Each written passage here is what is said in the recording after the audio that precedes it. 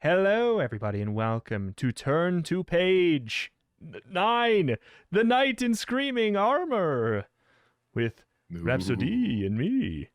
How are you doing? The knight in screaming armor, and the Skarmory in screaming armor, and the moon behind them, presumably also in screaming armor. We can't see; it's just turned around It's to the other true. side. And and a horse in some armor, but the horse looks pretty scared. But yeah, we'll paint the picture. It is a knight in screaming armor. The knight themselves is screaming. They're on a horse, clad in red armor. Kind of just looks like a normal horse who's not really wanting to be a part of this. And in the background, a small bird, similarly clad in full armor. Uh, I love them. I want to protect them, but they have enough protection already as they are fully clad in armor as a bird. Yeah, they do kind of look like they've gone through like a robotification ray, a la like Yeah. Ratchet and Clank or something like that. I will say as well, we have the knight in screaming armor, and then we Yes. have the horse in sedate armor, who Yes. itself is screaming. So we have the screaming horse in armor and the knight in screaming armor. Absolutely. What a I'm pair they make. I'm lost, but also birds have hollow bones so that they can stay in the air. Like they needed such a small amount of weight that they're like, I'm gonna hollow out my bones. So Mhm. how is this bird afloat in any armor? This is truly the most unrealistic thing that has happened in Goosebumps. There's no way that a bird is supposed to fly.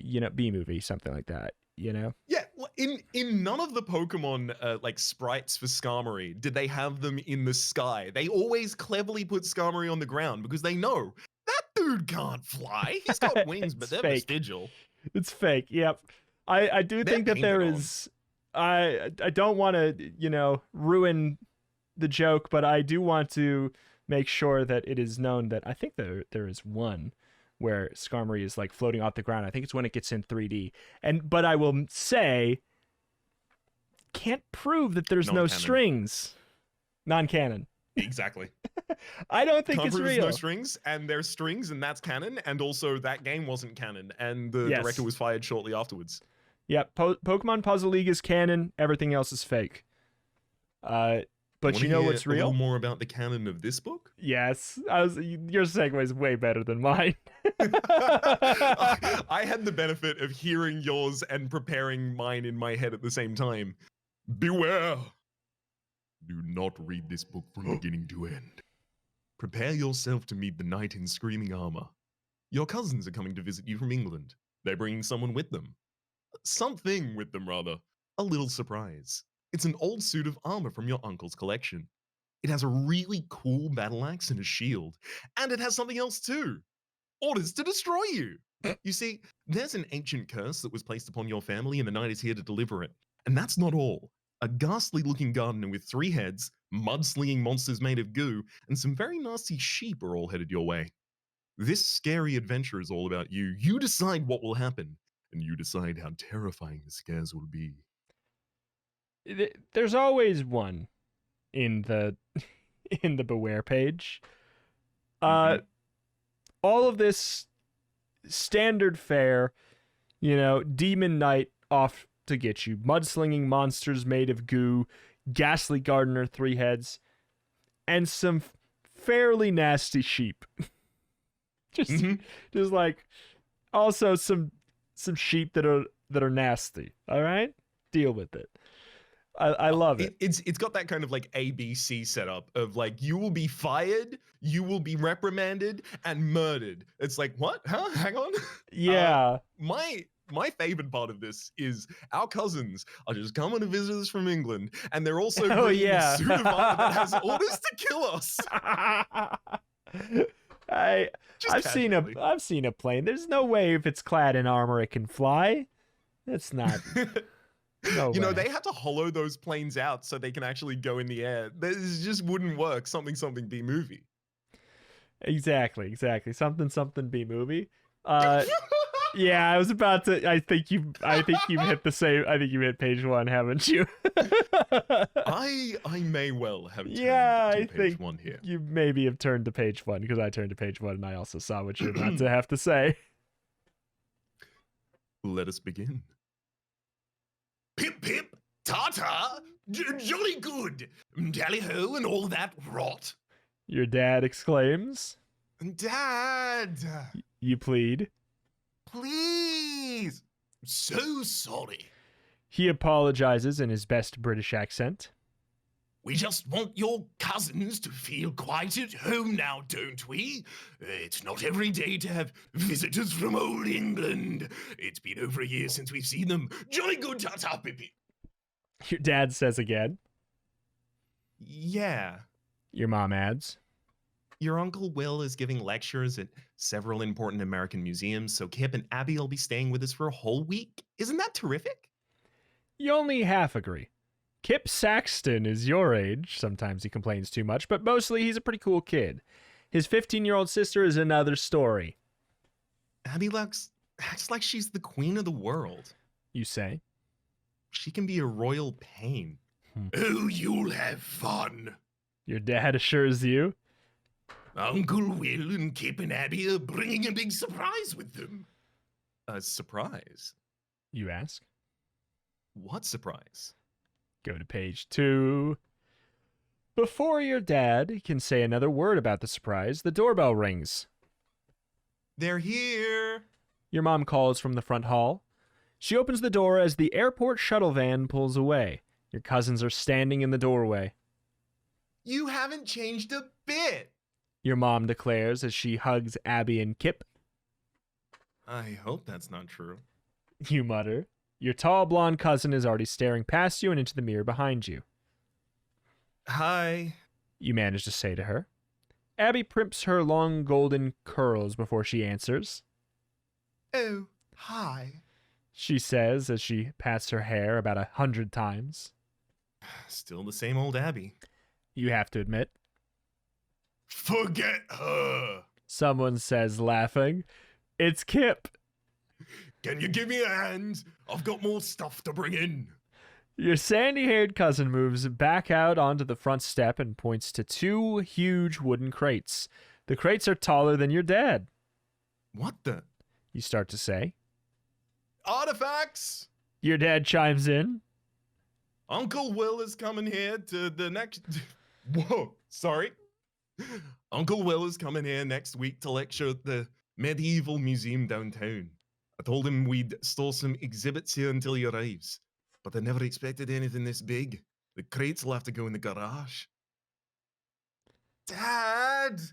Pick an accent! What's in those crates anyway? You ask Kip. All right, there's a lore reason why the freaking boo plot relevance. I liked making funny. He doesn't know which of the ones he wants to go for at that point. It's true. 2 suits of armor. Kip says. That's what's in the crates. They're really old, from the 15th century. We call one of them the Evil Knight. He's been with the Saxton family forever. The other suit was Sir Edmund Saxton's. He's our great. Oh, well, you get the picture. The crates are on wheels. You, Kip, and Abby, and your dad pull them down the driveway to the garage behind your house. You notice a label on one of the crates. Hey, look at this. You cry. You read the label out loud.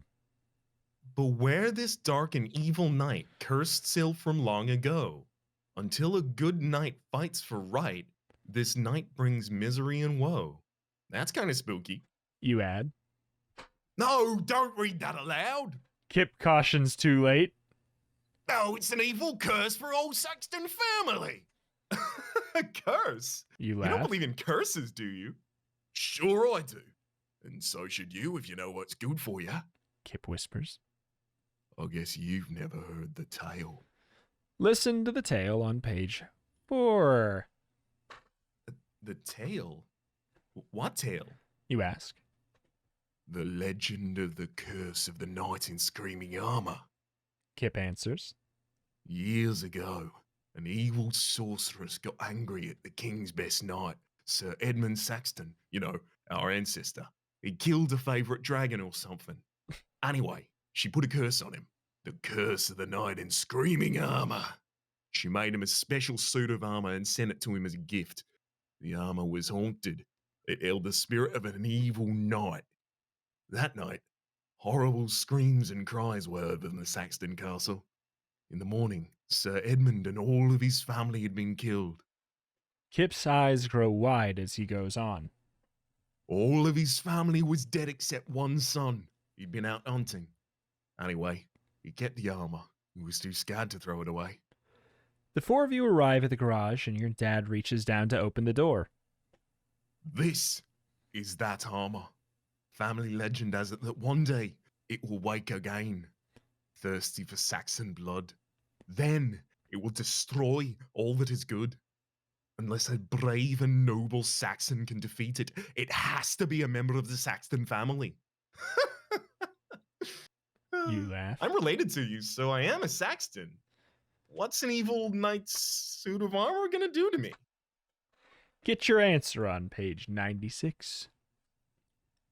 You can just forget about the screaming armor story. Abby snaps before Kip gets a chance to answer you. It's totally stupid, not even true. That's convenient. Be a quick book then. But long after everyone has gone to sleep, you lie awake thinking about the crates in your garage. Hours later, you've dozed off when you're awakened by a chilling scream, and it's coming from the garage. The curse. You gasp. That's how I wake up in the middle of the night too. Just I hear the other night when there was a glass left on the side of the tub, and then one of my cats knocked it in and it shattered in the tub. The curse. I woke up. The curse. Yes. It's finally here. It's here. The curse of the cats. If you try and ignore the scream, yes? Yeah, in that instance, did you Yes. ignore the scream or did you investigate the chilling shriek?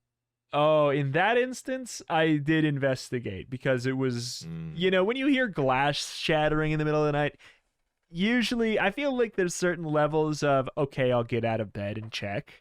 I feel like glass shattering is, I should make sure that wasn't a window. Yeah, that's one of the last sounds you hear in Project Zomboid, so yeah. Makes sense. That's how I live my life. It's just, have I died after this sound in Project Zomboid? If so, I should get up.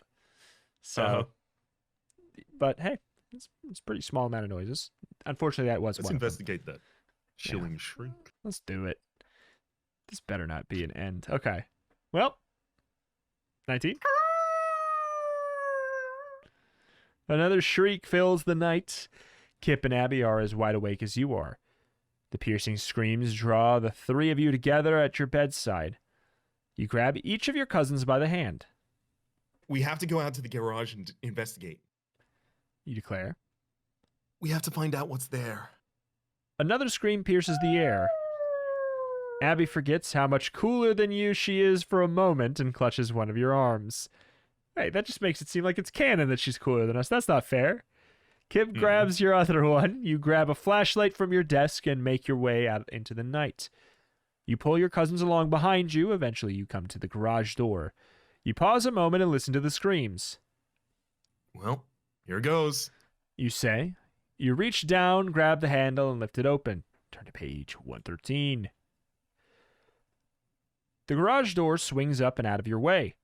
Dark was never as dark as this. Monsters seem to lurk in every corner. Familiar forms look strange. The beam of your flashlight cuts past the frightful, shadowy figures to the two crates. They stand like tombstones in the middle of the garage, except one of them is vibrating, shaking back and forth. The light reflects off a label on one of the crates, the one with the curse on it. Then you notice another handwritten label near the top of each crate. One says Evil Night, the other reads Good Night. Now, I know it seems obvious, but which one should we open? Important to note that it doesn't say. It's obvious. Just, gee, you say nervously. Neither! Kip replies. He seems terrified. Maybe a little too terrified. You're not sure if you buy all this cursed stuff. Maybe it's all a big trick. Kip and Abby could have gotten someone to shout and shake the crate around. Who's really in that evil night crate anyway, you wonder?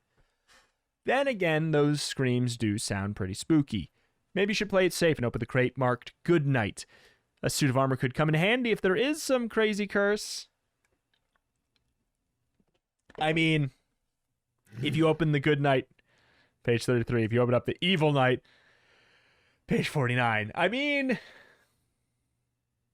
it seems a little too obvious. I think it's juking us this early. I think we need to go to page 33. Equip ourselves. I like it. I mean, yeah, maybe it'll be one of those things where it's like, if you got the armor, you don't die. Mm-hmm. All right, 33. We'll open the Goodnight crate. You decide. You don't want to take any chances, but as soon as you say this, an ear-splitting scream fills the garage. The Evil Night crate starts rattling again. The armor inside clanks and rumbles and roars. You cling to Kip, or is it Abby? It's hard to tell in the darkness. The tall Evil Night crate rocks closer to you. It tips backwards and forward, backwards and forward. If it falls on you, you will be crushed. You try and pull your cousins out of the way. Let's bail. You yell, but you only get a few steps towards the garage door when something blocks your escape route. An horrible beast! Kip cries. Ah! Abby screams as she's jerked away from your side. You accidentally drop your flashlight and it hits the concrete floor with a smack. There's something wrapped around my leg! Abby wails. Abby! You shout across to her. You start to move to her side, but you feel sharp claws scrape across your cheek. Hurry to page 15! So, basically, we don't get any interaction with the Goodnight crate. Like, the first sentence is, we'll open the Goodnight crate. All of the rest of it is interactions with Bad Night crate. Yeah. Interesting. I wonder, would the other one have allowed us to approach? Going for Evil Night lets you get the Good Night. Going for, yeah, I mean, maybe.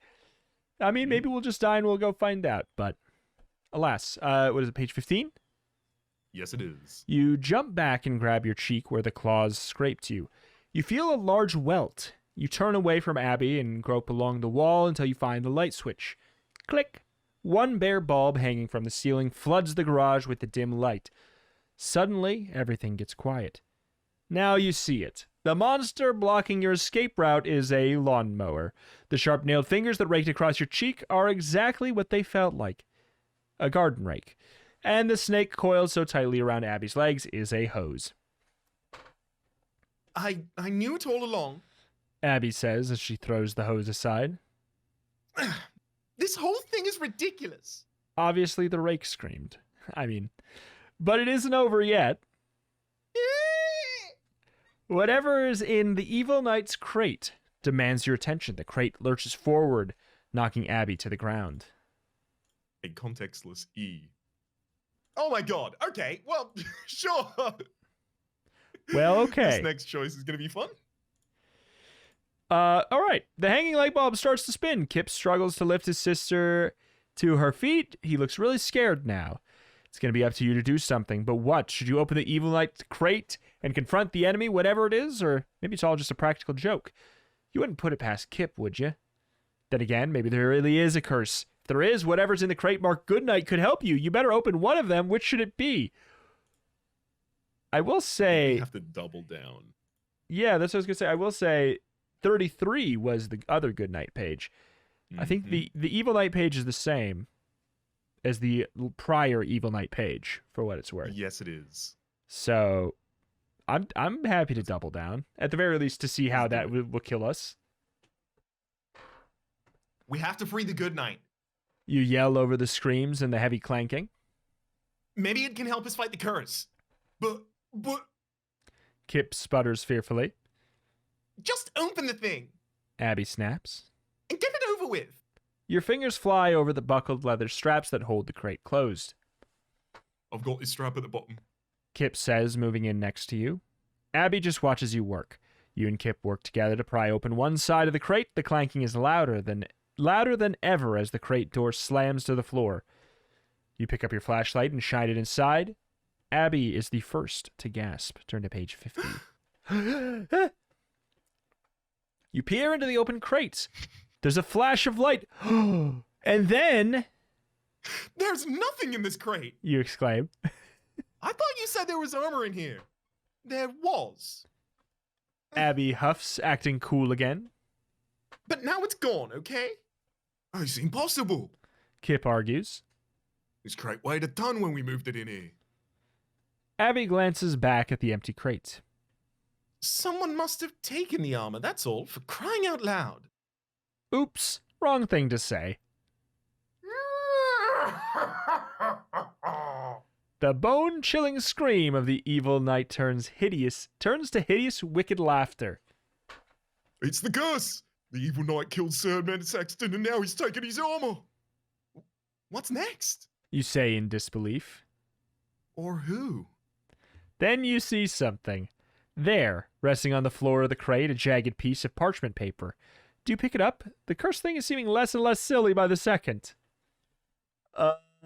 If you if you pick up the paper and see what it says, turn to page 70. If you decide this whole business is too weird for your taste, and it's time to close the crate back up again and call the police, turn to page 9. Oh, no. Page 70. Absolutely not. I'll take my chances with the evil knight who killed Sir Edmund Saxton, please. Yeah. All right. You bend down and pick up the jagged-edged piece of parchment. There's writing on it. Hey, look what I found. You exclaim.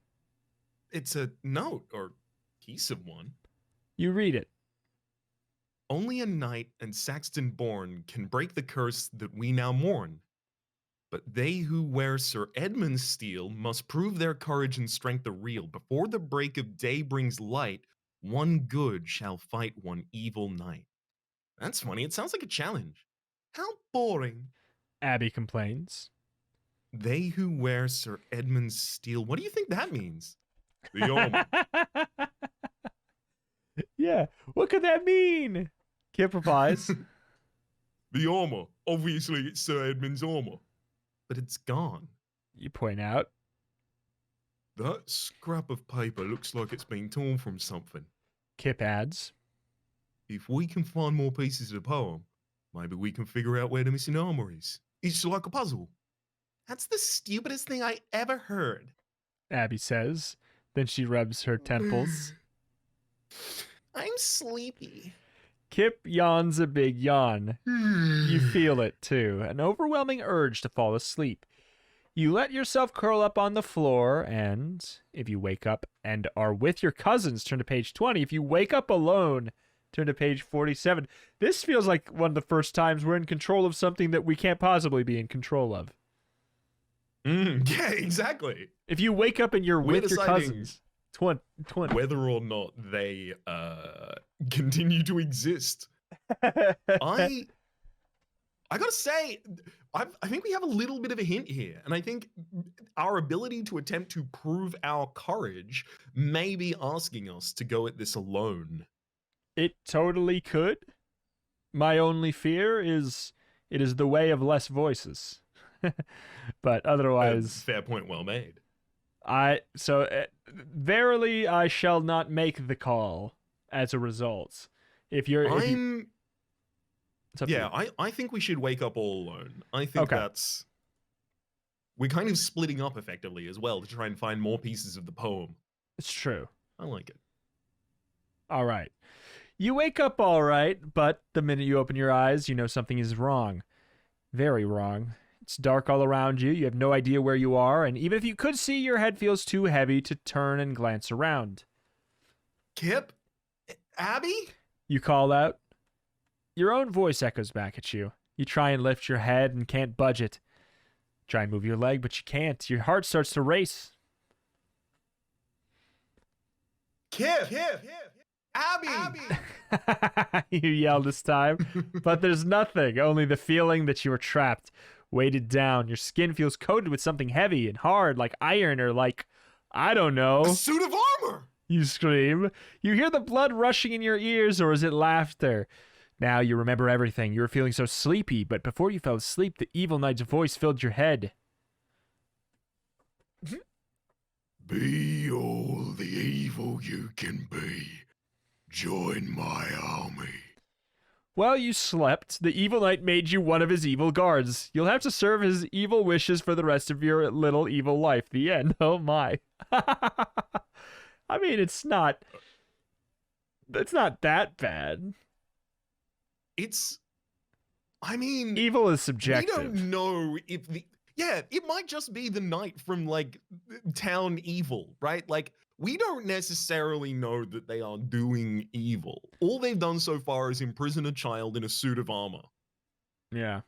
What's so wrong with and maybe that? they deserved it. Maybe we were maybe we were bad.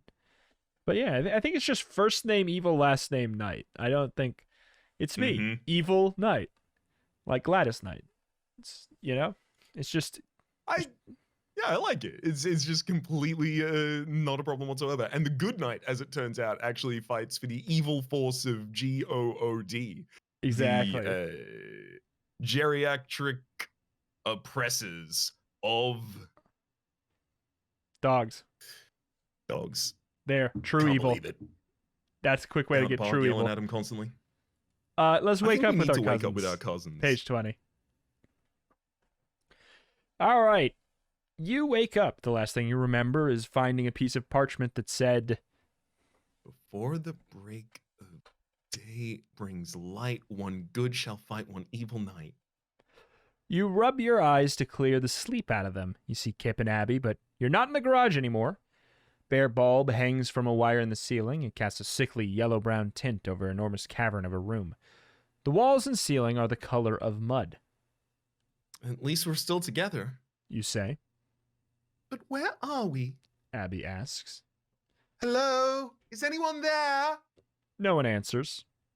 The air is musty and stale. Reminds you of something. In fact, it's just like the air in the old museum you went to on a school field trip last month. Then you see the muddy sign on the wall. The medieval museum. Hey! You shout excitedly. We're downtown. This is the museum where your dad is supposed to speak next week. Museum? Abby shoots back to you. There's nothing here at... Her mouth is open when a great splat of mud hits her right in the face. Whack. Follow this dirty business to page 12. How do we fall asleep and wake up at the museum? Oh my. This must be the evil sheep we've heard so much. Yeah, this must be the evil sheep. The nasty, nasty sheep. Abby sputters as she wipes globs of thick brown mud from her mouth and eyes. Now she sees what you and Kip already see. The walls are alive. Short, square-bodied mud beasts step out from the dirt-colored walls. They start flinging handfuls of thick, oozing mud. A glob catches you in the ear. Thwank. Thwank? Thwank? That's mud sound. Thwank. Thwank. A fistful of the well-packed mud covers Kip's sandy hair and slides down over his eyes. What's happening? Kip cries. Thwap! But again comes an answer in the form of a special delivery mudogram. The oozy mud in your ears starts to harden and crack. You rip at it with your fingers. You want to hit me with this one? Scoinch! You're caught in the stomach by another mud glob. It hardens on contact, which makes it difficult to breathe. You've got to get out of here. The mudslingers, proper noun, the mudslingers, gang up on Abby. They swing their gorilla arms and pack more solid mud balls to throw at her. Ah! Abby sobs as one hard mud ball nails her in the knee. Why me? Why me? She screams, clutching her bashed knee. Turn to page 22. You want to help out Abby. Even Albie. She's clutching her knee in agony. But before you can comfort Abby, you've got a new problem of your own. Another mudslinger slides out of the wall and stomps towards you. The broad, blubber-lipped creature is so close you can smell his oozy stench. You cough and sputter, disgusting streams of muddy liquid ooze from his yellow eyes and flaring nostrils. Right behind him is another mudslinger, and another, and another. If you feel hopelessly walled in by the mound of menacing mudslingers, turn to page 55. If you pull yourself out of this mud mess, turn to page 86. What? Why do we keep getting these choices where it's like, do you want to like do the thing that you want, or click this other one? Mm-hmm. Is it a trick? I don't know. This is just like, do you or do you not succeed? In I this know. scenario? That's what it's like. It's like, do you Pull ourselves out succeed? of a mud mess. Yeah, let's pull ourselves out of our mud mess so that we can be upset when it kills us. Mm-hmm. It's a win-win. There's no way you're just going to stand here and be muddified by a tribe of mudslinging mud monsters. Come on. You shout. You duck a far-flung mud pie aimed right for your face. We're getting out of here. Which way is out? Abby cries. She throws her hands up and blocks a blob of ooze. As she blocks the blob, you notice a light from the bare bulb swinging right through the mudslinger. Suddenly, an idea clicks in your mind. I've got a hunch that this is one big dirty trick being played on us by the evil knight. You guess? These mudslingers aren't real. They've been planted in our minds by the powers of the night. The light shines right through them. Just watch. You reach for the biggest, muddiest mass of glop and grab it by the neck. Your hands sink down into his shoulders. Still, you manage to lift the barrel-bodied beast over your head. If you throw the mud beast up to the light, turn to page 63. If you throw it to the ground, turn to page 29. Again, there's clearly something that the character's trying to do, and I kind of want to yes and. I do as well, but I do love the idea of going, look, they shine through the light, and then just picking it up and just choke slamming it straight down to the ground. Damn, trying to pin it. I mean, yeah. We have to hold it up to the light, though. We have to obviously hold it up to the light. Unless it's a debate. Your hunch is right. Oh, wow. I wish I could just get that whenever I make any decision. And I just want someone to just be, your hunch was right. Oh, thank you. Mm-hmm. When you hold the muddy glop up to the light, it disappears. You grab another mudslinger, hold it up, look right through it. It too is gone. Now Kip and Abby are snagging mudmen too. One by one, the grubby gremlins are grabbed and held up into the light. Soon the whole muddy mass of them disappears and the walls turn white. I love the alliteration in that paragraph. Mm-hmm. You and your cousins fall into a heap on the floor. Kip tries to catch his breath. Was that close or what? And totally disgusting. Abby adds. I appreciate a good mud facial as much as the next girl, but that was ridiculous. It was a pretty dirty trick. You actually agree with Queen Abby for a change. But now what? We still haven't found that missing armor. Do we just walk on out of here and go home? You said it, cousin.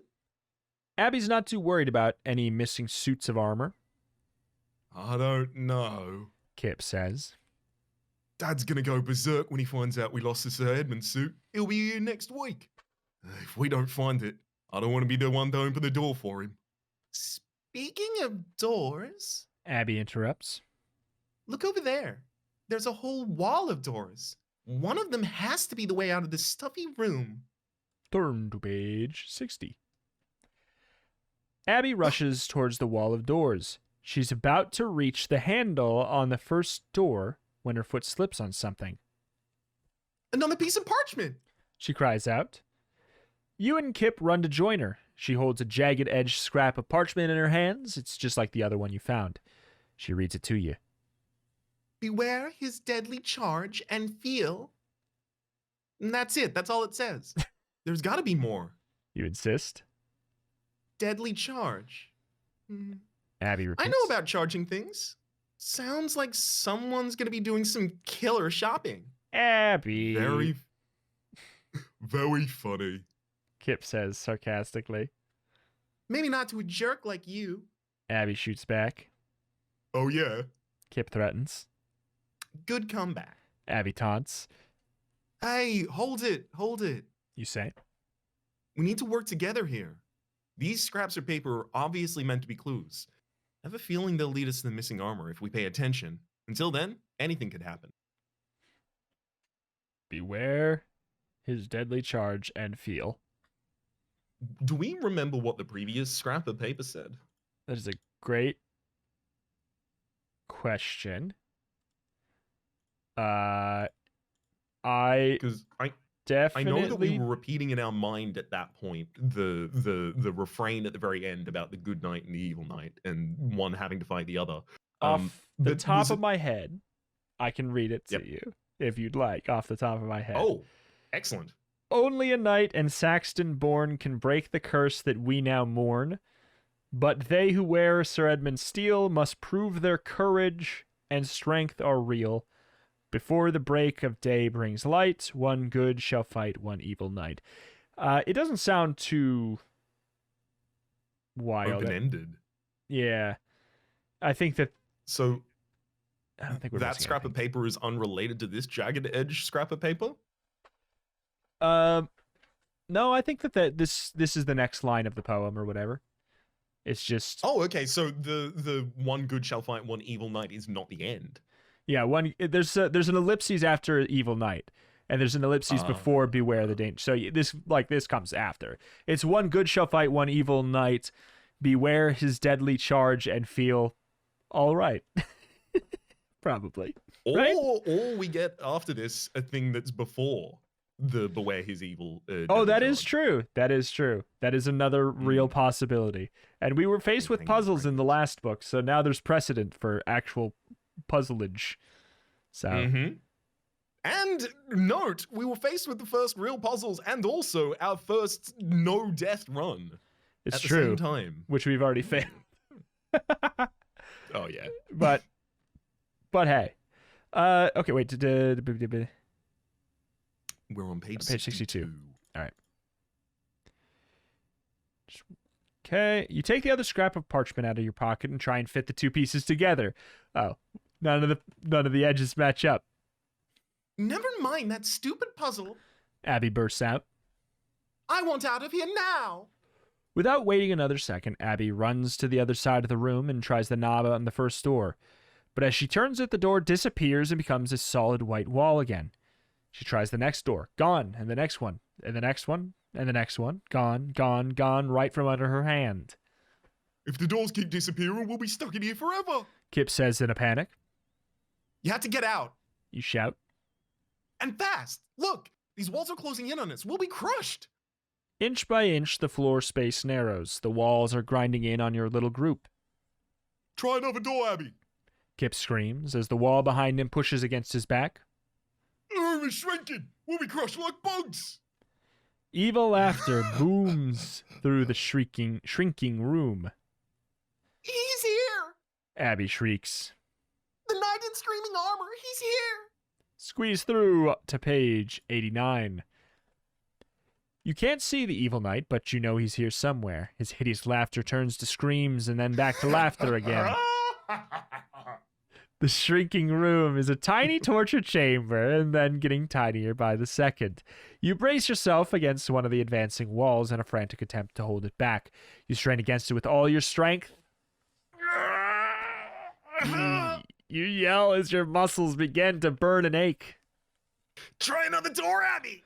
You gasp out. Quick. But Abby is paralyzed with fear. She doesn't move a muscle. Your ears pushed up against the crushing wall. There's a terrible grinding sound behind it.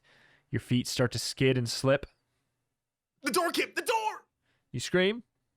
But there are two doors left. Oh my. Kip cries. Which door should I open?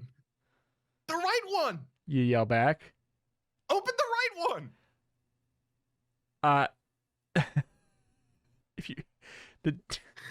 If the door on the right is the right one, turn to page 42. If the door on the left is the right one, turn to page 59. How many of these are we gonna get? Where it's like, because we've not been strayed we've not been cast astray by doing the thing that it says. But is this the one? I think that if we go with the right one here, we'll be fine. So we should just pick the right one. Yeah, but which one's the right one? I No matter what we choose, it's going to be the right one. Even if it's the left one, it's going to be the right one. But I think the right one is definitely the right one. Absolutely. Which one's the left one? Let's go to page 42. The left one is the other one. The left one is the other right one. All right. Kip decides the right door is on the the right door is on the right. The handle turns easily under his hand. He pushes the door open with his shoulder and falls through. You grab Abby and throw yourself through the opening just in time. The walls grind together behind you. They make a horrible screech like fingernails across the chalkboard. You cover your ears in pain, but then all is silent. Thank you for not making that sound. Or maybe not quite silent. As your ear becomes accustomed to the quiet, you hear something. It's tickling. Tickling? Ticking. You hear? Clocks! Abby shouts gleefully. Hundreds of them, and they're all different. The ticking gives way to bongs and cuckoos and chimes of all sorts. The walls around you, the ceiling, even the doors of this new room are covered with clocks of all shapes and sizes. A flashing sign on the wall greets you with the words, Take your time leaving. What a relief. you say. At least clocks can't hurt us. Right. Kip agrees. But with all of them ticking and bonging, gonging and going cuckoo once, it could drive us crazy in no time. Well, that's the one thing there isn't any of here. You laugh. No time. Time is all we've got in this place. Go to page 81. Look at this one. Abby calls out. She's pointing to an antique cuckoo clock. Cuckoo. You know, it's like from Zelda. It's, what do you call those? In Zelda. Chickens. You just call them. You just don't. You like. I don't interface with the lore. I'm no nerd. I'm no nerd. Yeah. It's like how I call all anything that would qualify as a roguelike or a roguelite. I call it a board game because screw you. It's a roguey. It's a choice not to compete whatsoever. This is a Doom-like. Yeah. This is all right. It's a chicken-like clock standing on the floor in a corner. The clock is mostly black, but its designs are painted with silver, gold, and blue. It's decorated with scrolls, carvings, knobs, buttons, has a white face with gold hands and numbers. You glance at the clock and feel an odd sense of doom about it. You wouldn't be surprised at all if the door opened up and a hideous bird flew out. Something about this clock looks strangely familiar to you. Where have you seen it before? What? If you think you know where you've seen this before, turn to page 46. If another clock hanging on the wall catches your eye instead, turn to page 93. Huh, these are some of the strangest choices. Yeah, I don't think I remember anything related to a cuckoo clock earlier in the story. Well, that's what I was like, is this the first callback? Is this like gonna be one from the museum in TikTok You're Dead? So I wouldn't be surprised with the kind of like lining up of the themes here. So that's why I'm like, I don't know. I don't think so. I don't think it is. I don't recognize it. I don't and recognize I don't like the idea of the kind of like meta of like the player might recognize it. We'll see if we go there and then whether or not that triggers us recognizing it. I think that's we just true. Have another one that catches our eye. Yeah, I think maybe it's like if you remember this from that book, pick this. So yeah, let's go 93. So maybe because there's a chance that I think it's from that, and then it's like, oh well, you saw it earlier in this place, which we didn't go to. So yeah, I'm good with 93. The antique chicken-like clock is in the corner is strange, but it's nothing compared to the clock hanging on the wall next to it. This clock looks like it's something from the future. You say to Kip and Abby. It's pretty, like me. Abby declares. I'm taking it down to get a closer look. She stands on tiptoe and lifts the square clock down. You all gather around to see. The shimmering silver hologram clock face has 3 smaller clock faces on it. One is silvery green with wavy silver hands. One is hot pink with straight black hands. The last one is fiery orange with no hands at all.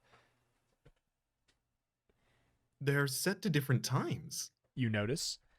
You check your watch. It's 1 a.m. You decide to reset the funny clock faces to the correct time.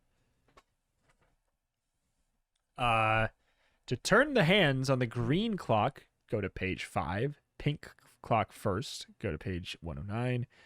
If you're fascinated by the orange clock face instead, turn to page 68.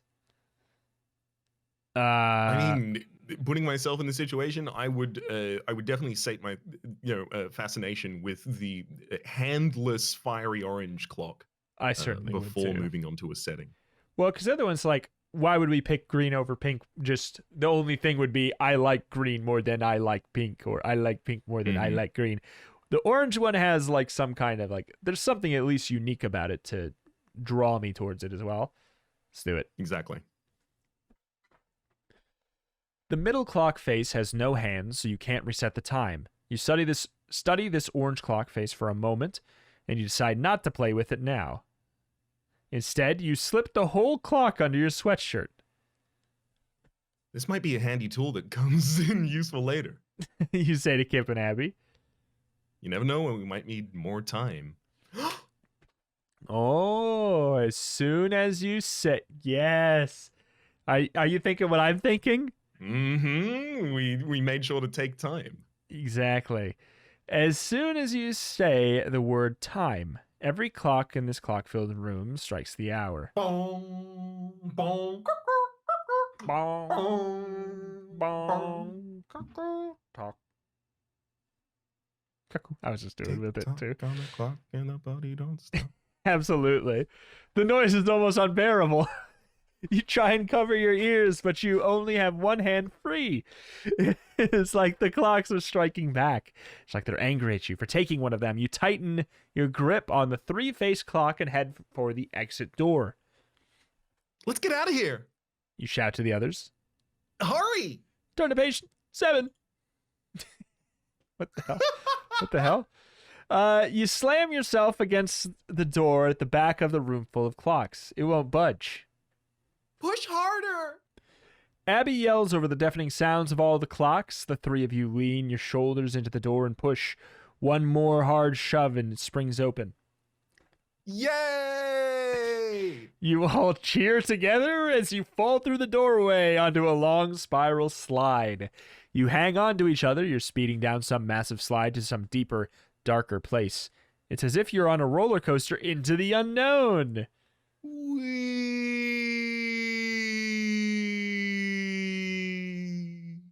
Slide on down to page 69.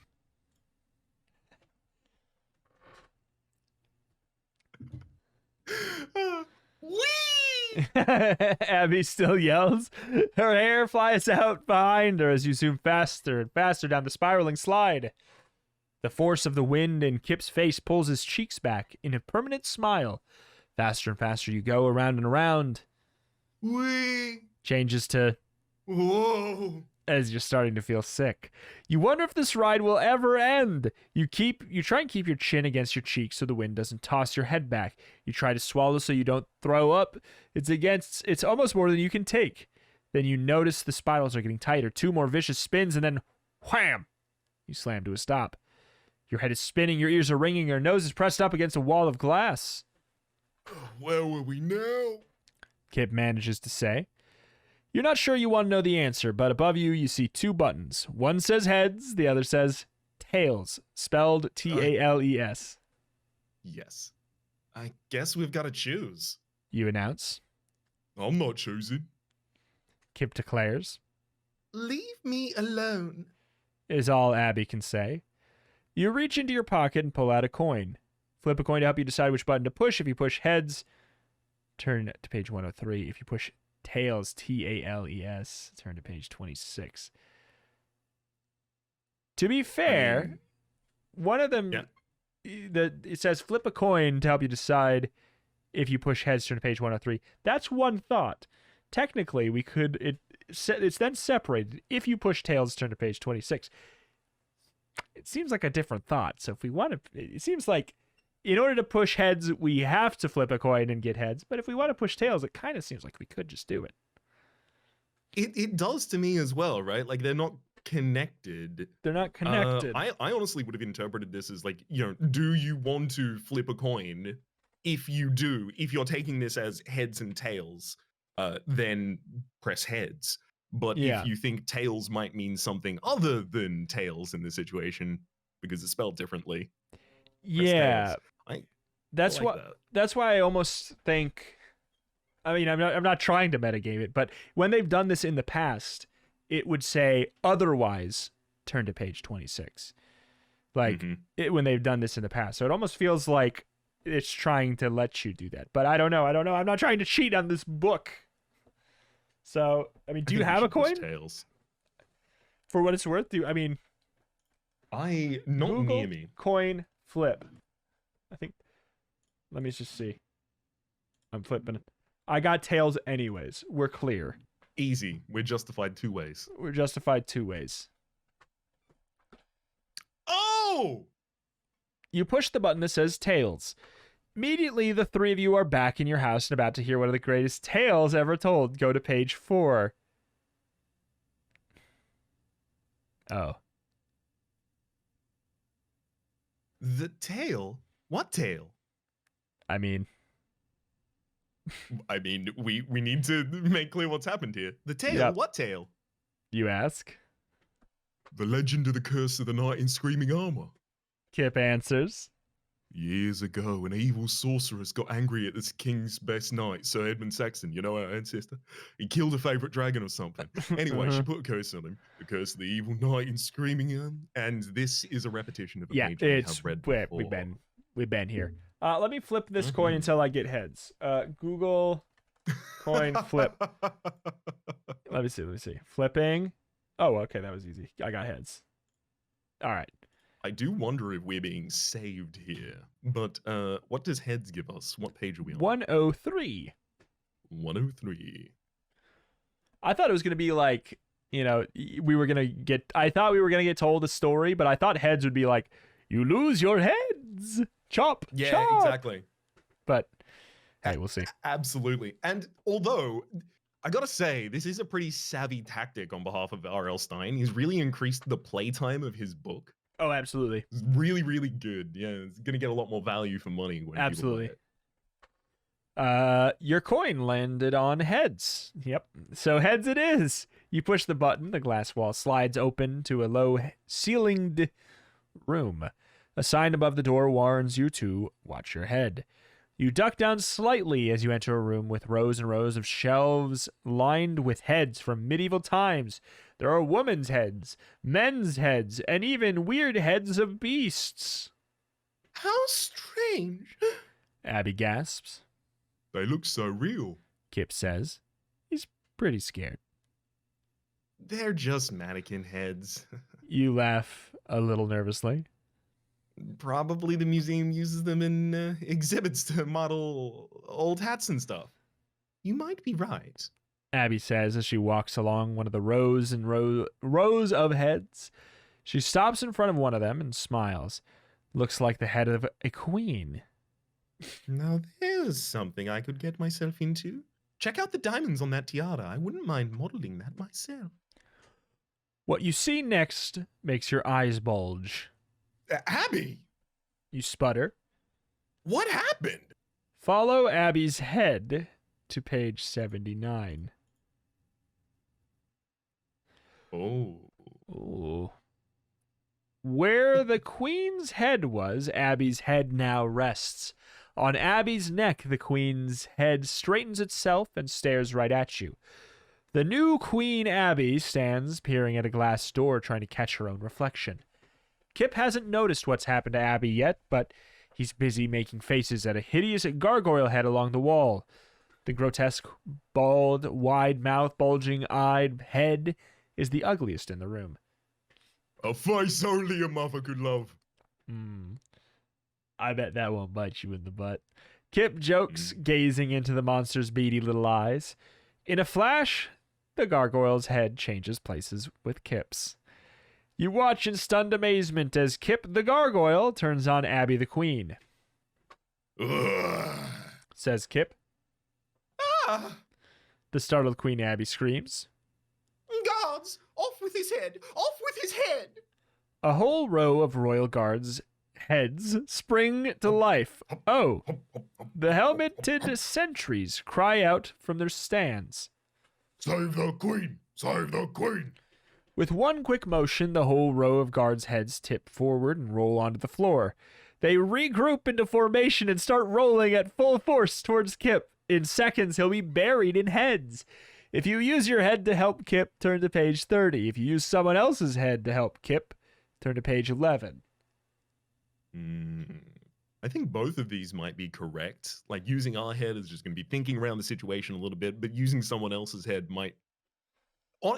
Actually, using someone else's head might just be an evil end. Like, we look at someone and go, oh, can you help us? And then they just take over our body, and that's the end. So, I think that's valid. I think let's use ours. It seems... Again, it seems like this book has been largely pretty cut and dry in terms of, like, do the thing that seems right, and it will work out generally, with, like, very minor exception. Very true. Your mother always told you to. Use your head. Now's your chance. Quick, before Kip loses his. Seems that all you have to do is switch your head in this crazy... Wait, all you have to do to switch your head in this crazy room is stare into the eyes of another. Without a moment to lose, you move in front of Queen Abby. You look directly into her eyes and... Guards! You shout a second later. Return to your headstands at once. Now you are the queen with the diamond tiara, and the guards must obey you. The rolling heads of the guards reverse their rolling direction immediately. Keeping their formation, they roll back to their headstands and plant themselves on the shelf. Kip is safe. All is well, except for one little problem. Abby has your head on, you look like a queen, and Kip is a hideous, snarling gargoyle. Any idea how to fix this mess? Maybe if you put your heads together, you might come up with something. Turn ahead to page 8. Ah! Hey. I like that it bolds that just in case you were going to miss the pun. I know, like, please, please. This is my favorite part of the book. Please, it's bold. Don't miss it. Page 8. All this head-switching business is giving you a royal headache, and you still have the head of a queen. This can't be the way it all ends. You as a queen, Abby as you, Kip as a drooling gargoyle. You think of the missing armor, the suit of Sir Edmund and the good knight. You think of the pieces of parchment you found, the clues along the way. Surely you're destined to find the armor. What does the parchment say? Before the break of day brings light, one good shall fight one evil knight. If not, the evil knight will destroy all that is good. That can't be good for you.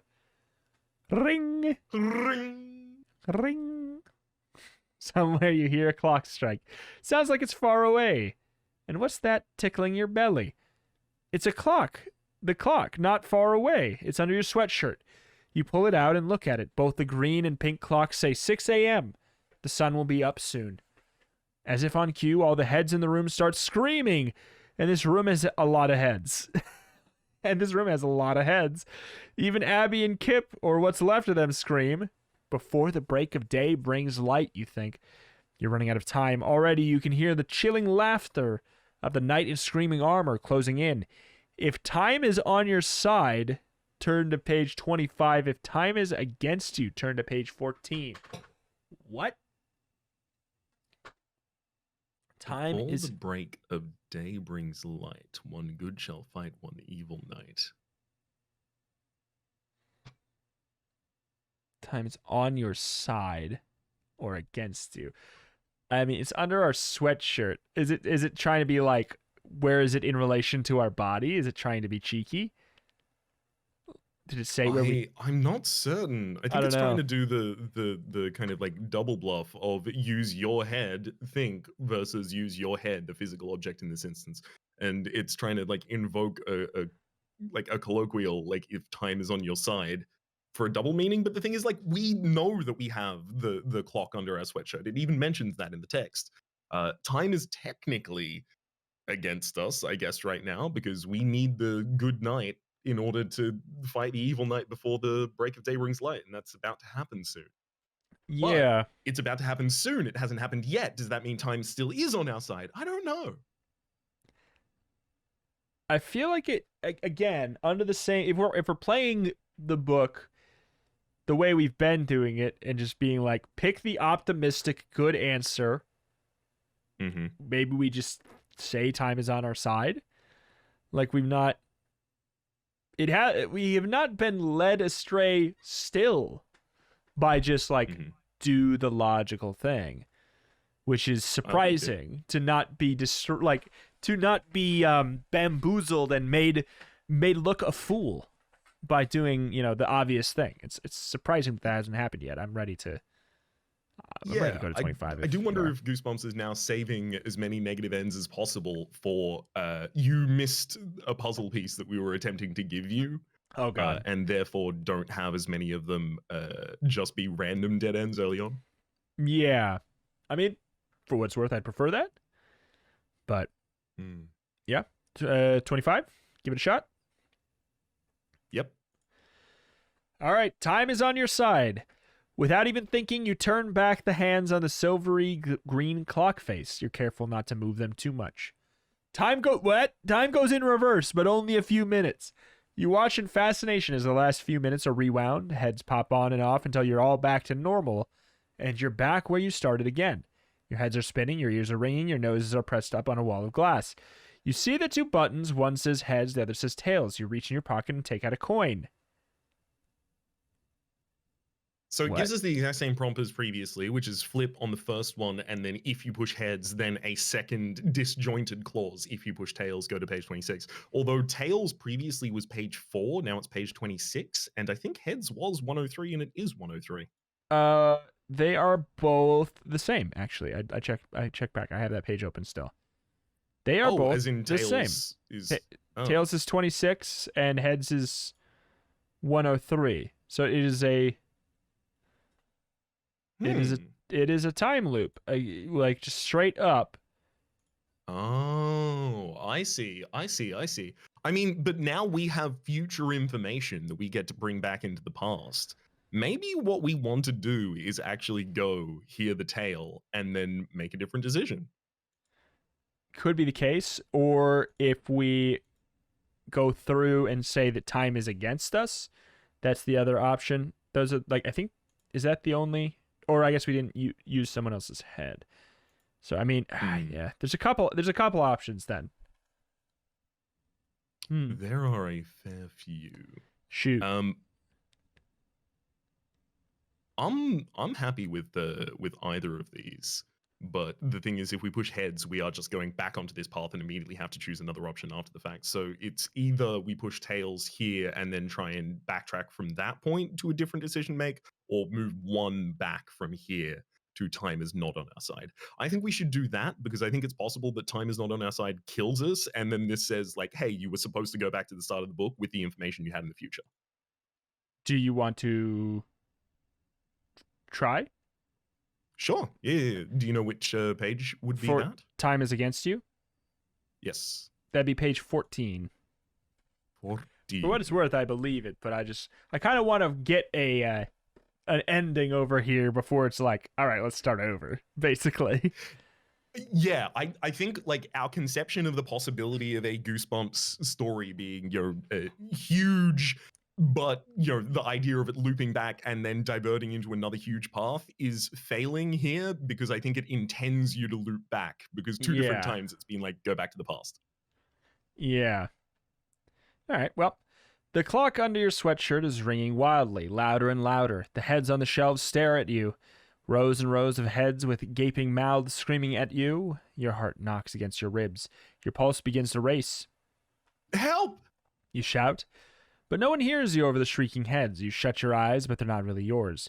Your head still looks like a queen. Is your time up? Yeah. That's up. That's it, you think? Time. It strikes you. You've got to use the clock. You've reached under your sweatshirt and pull out the three-faced clock. The orange clock face. You mutter to yourself. This must be the time to use it.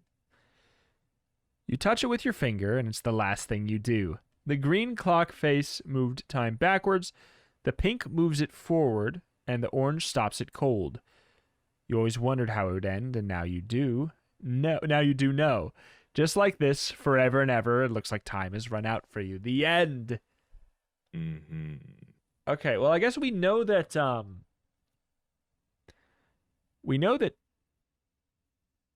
green moves time backwards and pink moves it forwards now. Like we do now. We yes. just gained intel for the clock path at the very least. Like so if we decide that we need to go forward or backwards in time specifically at that instant, yeah, definitely. So green forward, pink back. I mean, all right, so where do you want to head back to? Turn to page 26 to hear the tale? Yeah, so 26 takes us back to 4. 4 then takes us to Kip explaining the legend of the curse of the knight in screaming armor. If we're comfortable making the choice to go for the good knight after that rather than the evil knight, then I think we can just, divert relatively early on. But if we're going for the evil knight, we might want to just like skip ahead and summarize the path that we're on. Sure. I mean, I'm down to I don't know. So we did not try. We never tried to open the evil knight crate. We never intentionally tried to, but it got angry when we intended to open the good knight crate instead. Okay. Well, I wonder maybe if they're mislabeled and the good knight is getting angry because it's like, no, you're unleashing him or something like that. And that's like what'll be proposed in the other path here. Also, one final thing is when time loops start getting invoked, usually it also wants you to pay a special attention to some of the details that are back in the previous area of the time loop. So there's an evil sorceress, the king killed the best dragon or something, got a curse on them. Cries were heard from the Saxon castle. Sir Edmund and all the family had been killed, and the one son was out hunting. He kept the armor. All right. So what do you think? Evil Knight, or what was the other option that you're thinking? So going back the other to option would be Good Night on page 113. So this is investigating in the night the sounds in the garage door. Okay. Wait. Oh, on 131. So Evil Knight, Good Knight. I mean, I'm fine to just. I guess we can try the Evil Knight, just get more data, because otherwise it'd be like the next logical thought would be try and play with a different clock knob in the clock store. Those are the two. And that's a while in the future. Yeah. So those are the two reads I have. Are you feeling like between those, Evil Knight for now? I think so. So for data? the garage has been making sounds overnight. We have come in and decided to try and open the Evil Knight crate, which has been moving and is cursed. Indeed. Okay, the fun's over. You declare. You move over to the crate marked Evil Knight and start to loosen the straps holding it shut. Still shaking a little, but the screaming has died down to a faint moan. You really had me going there for a minute. You continue. Those screams sound pretty scary, and all that moaning and shaking? You guys are good. Kip and Abby look as if they don't know what you're talking about, but you know better. Who'd you get to help you with this little prank anyway? My dad? You ask. Your dad is just the sort of goofball to go in on something like this, too. You fumble with the leather straps, but you finally get them undone. By now you're chuckling to yourself. Really was a good prank, complete with these oversized crates, still. You can't believe you fell for it. Speaking of falling, that's what the front door to the crate does next. It is also what your lower jaw does. It falls open. You try and scream, but all that comes out is a little whimper. There in front of you, about a foot from your face, you stare into the laser light eyes of the knight in screaming armor. Turn to page 16. If you dare. If you dare! The Evil Knight's head is a steaming hunk of black metal. A sparkling medallion hangs around his neck. Something about his medallion holds your gaze. You can't stop looking at it. With you standing there, helpless before him, the Evil Knight raises his heavy sword and he brings it down and slashes open the back of the crate behind him. The wood shatters like ice. In the land of Saxtons you shall be destroyed. His voice booms over you. You shiver. He glances back at you, then disappears through the new opening. You're not sure how long you stand there in shock, but the next thing you know, Abby and Kip are standing next to you. Did you see that? You stammer. Yeah, no big deal. Abby tries to sound cool. Look, Kip exclaims. it's all in the back of the crate. There's hills in it. Yeah, right. What's that mean? Abby huffs. But he's right. You peer through the hole, you see emerald green hills and a pale blue sky. Feel the wind against your face, you feel yourself drawn into the scene like you were to the medallion. We'd better go through. You say without taking your eyes off the scene before you. If not, we'll never break this cursed thing. You push aside the splinters and step through. Step out of the crate on page 119. Kip and Abby follow you through the hole in the back of the crate. When all three of you are through, there's something slams shut behind you. You turn to look and the crate has disappeared. All you see around you are hills, soft green rolling hills. It's so beautiful. You say. It's a whole new world. You rub your eyes, but it doesn't go away. It's our world. Abby exclaims. We're back in jolly old England. It's exactly where the evil knight wants us to be. Kip says softly. England, the land of Saxtons. England. Who cares? Abby says. We're home. Don't look so happy. Kip warns. The evil knight wants to destroy us. We may be home for good. Or should I say, for evil? You gaze around yourself stunned. There's no way to explain what just happened to you. Hundreds of sheep are grazing on a nearby hill. One wild-looking ram glances up at you, and your heart jumps. His eyes are glowing. You cry out. Your pulse starts to race. The horned head of the ram morphs into the armored head of the evil knights. He lowers his head and paws the ground. Steam pours through the grill on his helmet. He's gonna ram us. You cry. Run for your lives. Run to page 97. Led by the evil knight, the whole herd of sheep stampedes. Terror grips you as the thundering herd bears down on the three of you. You're about to be trampled.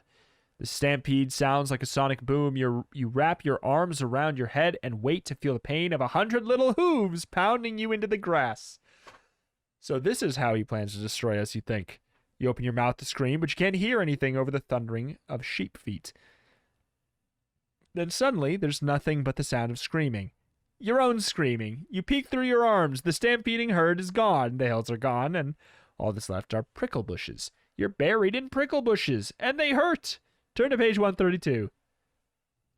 Ouch! Abby cries. She breaks herself free from the prickly bush. You can't help but laughing. Abby's a human pincushion. She has little prickly leaves stuck all over her. Ow! You and Kip say together as you fall out of the bushes. You find yourself looking like two porcupines, too. You hear giggles, and they're not Abby's. You glance over your shoulder and see something you've never imagined to see. Two miniature men laughing and rolling on the ground. Each man is about the size of a football. They laugh and smack their knees and point at you. Pixies! Kip cries. Pixies. You say. Pixies? You say. You kidding me? The little men disappear for a minute. They resurface in the bushes close by. This way. One giggles, pointing to the left. No, this way. Says the other, pointing to the right. Which one can you trust? I will say one is giggling, one's not. I don't know if that's the only lead that I have. The one is. We also all giggled though, so. Shoot. And both of them have been giggling beforehand. One of them's just still laughing. I think that's like a reasonable enough reason. Also, I have another reason to want to go right, which is like it kind of mirrors the other path, which I think might be important. The right side was the correct side when we were getting Kip to choose door. I feel like, yeah, 2 points. 2 points to 100. So I'm down with giving it a shot. Let's go to the right. Kip says as he pulls prickles from his arms and legs. I don't like the looks of that cottage over there. Why would anyone live out in the middle of nowhere? A pixie giggles and the cottage disappears. Now it's over there, not over there. The pixie laughs. Do you like it over here? The cottage magically appears behind you.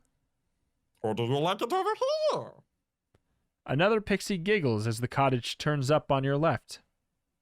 Over here, over there, it doesn't really matter where. The two pixies sing together. Where you are is where you're not. When a pixie spell you've got, you can take the chance to hide. One sings, pointing to the magic cottage. The wicked one won't look inside. The other one sings. The sudden shrill shriek of the evil knight sets your feet running. If the evil knight destroys us before we can break the curse, no Saxton will ever be safe. You pant as you run. He's coming. Hurry. We've got to hide in that cottage over there, like it or not. Run to the cottage on page 82. There's no option. You run where the cottage is, but it's no longer there. Those nasty pixies keep moving it. Over here. The pixies giggle. Over there. Over here. Over there. Over here. Over there. Over here.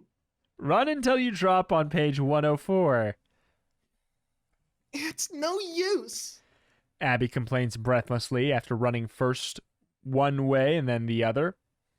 The cottage is never where it seems to be. I'm too tired to run anymore. So am I. Kip says, collapsing on the ground next to his sister. We'll just have to take our chances with the knight in screaming armor. I need some sleep. No, we can't sleep. You say.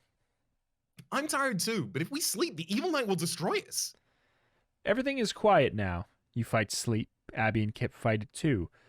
But you can see they're losing. They both fall into a deep sleep. Only you are awake to stand guard. A cloud rolls over the moon. It's impossible to see anything. Behind you, a crackling of underbrush signals a footstep. Who goes there? You shout into the darkness. No answer. The footsteps crush the bush again. You hear breathing closer, closer, slowly. You reach a hand out in front of you. In total darkness, your fingers touch metal. Go to page 37. Ah! You scream when your fingers touch metal. Wake up! You hear Kip's voice saying. You're screaming! Abby shakes your arm. Wake up! Your eyes flutter open. Your hands rest on cold metal of a shovel hanging in your garage wall. Oh. You've been sleepwalking. Kip says. We heard you screaming, so we ran to your bedroom. You got out of bed, put on a robe, and walked out here to the garage. We followed just to make sure you were all right. Abby continues. You walked up to the crates we bought and just stood in front of them for the longest time. It was weird. We tried to talk to you, but you didn't hear us. Then you reached out your hand, touched the shovel, and you started screaming again. Kip is laughing now because of the look on your face. You're surprised, embarrassed, and relieved all at once. Was it really all a crazy dream? Turn to page 120. You really had us going there. Kip says as he and Abby follow you into the house. I told you not to tell those stupid stories about knights in screaming armor. Abby scolds her brother. You gave our cousin nightmares. After a good group laugh, the three of you head back to bed. When you hang your robe over your desk chair, you notice little prickly leaves stuck to it. You say. Where did those leaves come from, you wonder? There aren't any prickly bushes around here. Maybe it wasn't a dream after all. You climb in bed and pull your covers up to your chin. Your eyes are getting tired. You listen for a few seconds to hear if any noises are coming from the garage, but nothing. Not this time, but before? You think as your eyes finally close, maybe, oh well. Good night. You say to no one in particular. Evil night. Replies a deep voice next to you on your pillow. You feel a gust of hot air in your face. Romance ending? Oh my, the end. The end. Well, I guess that's not the correct path. We appear to be murdered. What was our most recent decision point?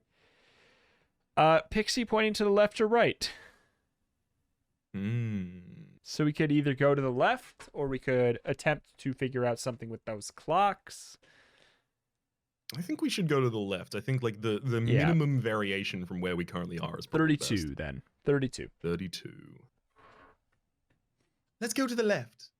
Abby says, pulling thorns out of her arms. There's a cottage down the hill. Maybe we can get help there. Hello? Am I the only one who thinks there's something really weird going on here? You ask. Abby and Kip can't hear you. They're already walking across the windy meadow toward a cottage. Pixies. You mumble it to yourself. You take off after Kip and Abby. You don't get far when you hear a deafening rumble. It sounds like an earthquake. You see bits of turf flying in the air. You turn and look behind you to see hedges. Killer hedges. They're growing at an incredible rate. Actually, they're not so much as growing as they are bursting through the earth in jagged lines. Walls of branches and leaves, and it looks as if, they're heading right for you. It's time to start sprinting again, and there's no use screaming about it either. Now is time to move. Turn to page 27. Hedges are exploding out of the ground, fully grown. They're spreading towards you with amazing speed. You're no match for them. They burst past you, blocking your path. You try and stop short, but not fast enough to avoid a face full of prickles. Kip and Abby, too. Start to run the other way, but you don't get far before you come against another wall of the hedge. It doesn't seem to matter which way you turn. An open path is instantly blocked by a solid wall of high bramble bushes. Prickers grab at you as you run past. You shake them off and keep on running. You have to get out of here. The walls around you grow higher and higher, cutting the sky into blue lines. The three of you race in every direction, but it's no use. Goosebumps loves that phrase. You stop for a second to catch your breath. The ground beneath you starts to rumble and shake. Ah! You scream. You can imagine the hedge about to explode through the ground and up through your body. You brace yourself, but then it stops. It's quiet again, except for Kip. We're trapped. He bellows. What do we do now? Try and escape on page 78. You stare at the walls of greenery surrounding you. The hedges are too high. You say. We can't climb over them. It looks like a maze. Abby comments. You know, Kip, like the ones they have at royal palaces and stuff. I wonder if there's a way out. We'll either have to find our way out or break through the hedge. I mean, we can't stay in here forever. You say. Forever? Kip wails. Knock it off, Kip. You and Abby both cry. So what will it be? You find your way out, turn to page 51, or you try and break through the hedge on 116. I mean, if they keep blocking every path no matter what, maybe the only way is through. What is to say that this follows the rules of a maze, where it has like a contiguous path from beginning to end? This could just be a tomb. It really, really could be. I kind of like the idea of try and break attempting. it. Yeah, I want to at least give it a shot. It's no use trying to find your way out of the mess of hedges surrounding you. We'll have to break through. You decide. It's our only choice. Okay, but I better not get a scratch. Abby warns. I've worked far too hard on this beautiful complexion. The three of you turn your backs to the high, thick hedge. On the count of 3, we ram it. You say. You link arms. 1, 2, 3. You count. All together, you throw yourself backwards through the towering green wall. You fall through, landing flat on your backs on the other side. Hooray! Kip cheers. We did it! Before you and Abby can add your own cheers, thousands of little animals tumble out of the hedge and cover you. Their fur is thick and coarse like spines. I hate critters! Abby exclaims. Get out of my hair! Hedgehogs! Oh my, you cry. It's no use! They're holding us down! Quick, turn to page 94. They're hedgehogs. Oh. Why? It's good. It's good. I like it. I like that one. There are hedgehogs squirming all over you. They jabber away. They're talking to each other. You mutter through a mouthful of hedgehog spines. 2 hedgehogs are holding a meeting right on your face. It doesn't feel very good. You manage to sit up. Dozens of balled up hedgehogs roll off you and then pounce on top of you again. The lead... the lead hedgehog squeals. He was elected. 3 hedgehogs nesting in Abby's hair curl up. The ones on Kip's shoulders curl into balls and roll down his chest. Spiny fur balls roll out of your sleeves, off your head, out of Abby's hair, and even from the inside of your shoes. The biggest hedgehog says again. In a flash, they scurry back into the hedges behind you. What's going on? You feel a blast of wind. It's warm, not cold. You raise your eyes up to the hills. A dark mist is rolling down over them. Hey. You say. We'd better get out of here. Whatever that mist is, those little animals were scared of it. Where are we going to go? Abby asks. If you return to the hedges, turn to page 23. Was 23 one of the pages that we had already been? I don't think so, no. Okay.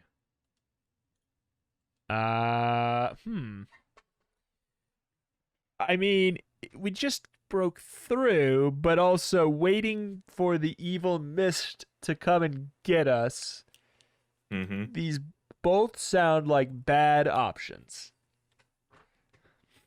I mean, part of it for me is trying to decide whether or not the hedgehogs are like correctly fleeing from this monster into the maze. Like, is this the only safe place from whatever that should happen to be? Could well be. Could well be. I do like the hedgehogs. So... yeah, I mean, if 23 is not one of the ones that we've been to before, I'm fine to go to 23 to return to the hedges. Let's do it. See what happens.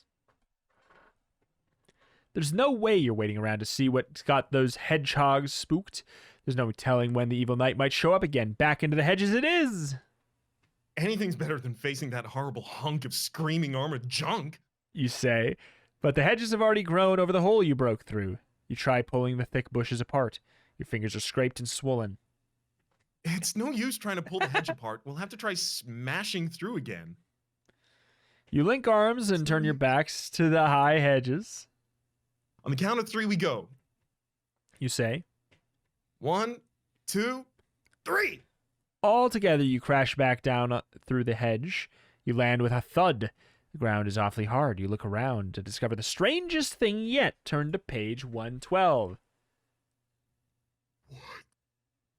What is this book?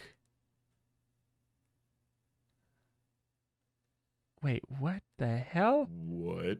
112. We return now to the page of a choice between the evil and good knight by going to page 112 here.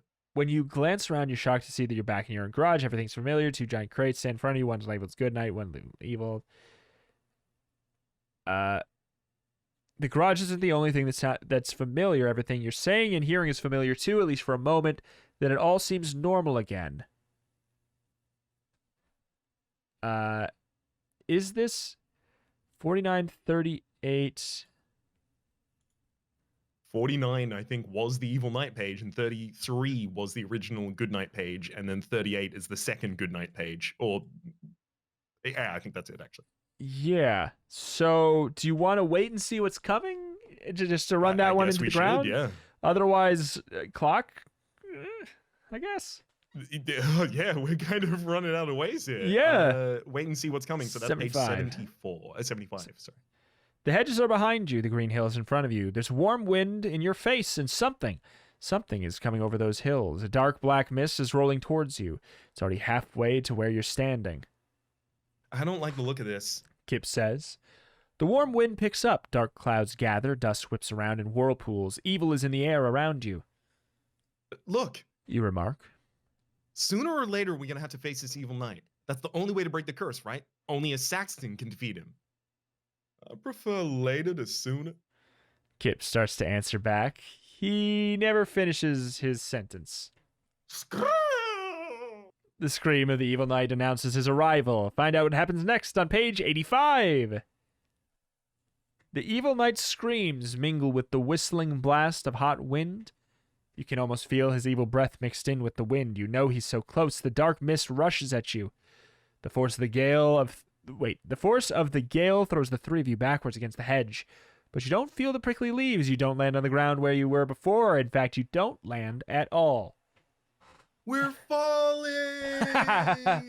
The three of you cry together, falling, falling, falling. If the chair you're sitting on has a cushion, turn to page 48. If it doesn't have a cushion or you're not sitting on a chair, turn to page 72. What the hell? I have a wire mesh work chair, so it is kind of cushioned, but it doesn't have a cushion. Yeah, that's where I'm kind of in the same situation. I have a cushioned office chair, but it's not a removable cushion, but it is a cushion. Mm-hmm. So I feel like we're kind of Going to straddling. be good in this instance. So let's go 48. I mean, we're kind of straddling the line between halfway between cushion and non-cushion. Mm-hmm. Thump! You land on something soft. It's a body, a human body. Perhaps you didn't tell me you were sitting on your cushion was a human body. My apologies. I did say that it wasn't naturally a normal cushion. That is true. It is a person, of course. Instead, Yes.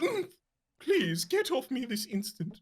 A regal-looking boy dressed in tights and puffy shorts pushes you, Kip, and Abby off of him. You all stand up and dust yourselves off. Who are you? You ask the boy. He looks about your age. I am a page. Answers the boy. Page 48 in a class of 144. A page? Abby asks. What's a page? We are knights in training. The boy answers proudly. And we're trying to get away from a knight. You remind Abby. Can you show us how to get out of here? Kip asks. Page 48 points to a gate that opens by itself. That's the way out. He says. It's the Valley of Rocks. Hurry! You order Abby and Kip. The gate is closing. You make it through just as the gate crashes down behind you. You look back. Page 48 is gone. All you see before you is the night sky and a strange, mysterious valley full of rocks. Take the risky, rocky exit to page 72. Page 72 here. Yeah. I mean, is it illegal to jump to page 48 and see what it...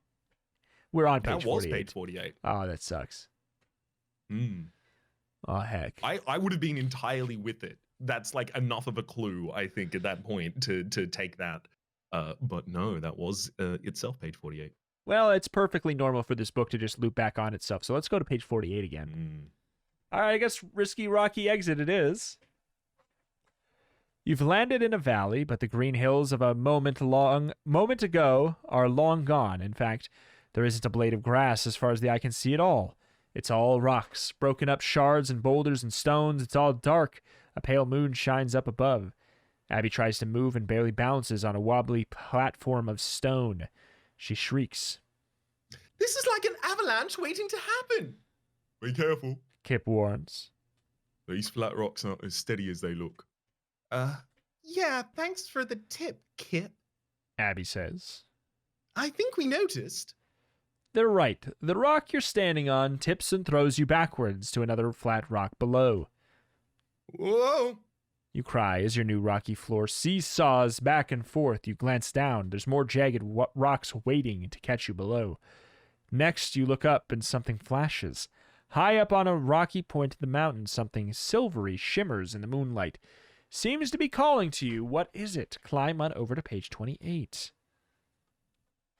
Where are you going? Kip asks you asks as you carefully step off your rocking rock and onto his. Look up there. You say, pointing to the gleaming object. I have a feeling whatever it is up there is something we need. I don't know why. I just have to find out what it is. I'm going up to get it. I'll come with you. Kip volunteers. Stop right there. Abby orders. Don't take another step. You're not leaving me alone. Oh, yeah. Abby's afraid of heights. Kip mumbles. I'll go by myself. You declare. You two stay here. Balancing on all fours, you move up to the next rock. You feel as if you're climbing on eggshells. One false move and the rock you're on could crumble away. You would tumble all the way to the bottom, so you test each rock before you move to it. It's amazing how many of them have jagged edges. Higher and higher you climb, and then you see it, a hand sticking up out of the rocks. Look closer on page 133. You peer closer at the hand sticking up out of the rocks. It's only made of stone. That's when you notice the rock you're sitting on has a face. Ah! You yell. The stone face is frozen in an expression of pain. You move to another rock, but as you look around, all of the broken rocks are shaped like people! Broken pieces of people! Abby! Kip! You cry, but there's no answer. You can't see them from where you are without losing your balance. What if they're turning into stone or something, you think? You call out again, but again, there's no reply. What's going on? Maybe they just can't hear you from down below, but maybe you should climb back down to check on them just to be safe. If you keep climbing for the shimmering object, turn to page 124. If you scramble back down the mountain to help your cousins, turn to page 35. You know, they both are viable, but I mean, we don't know where the knight in good armor is.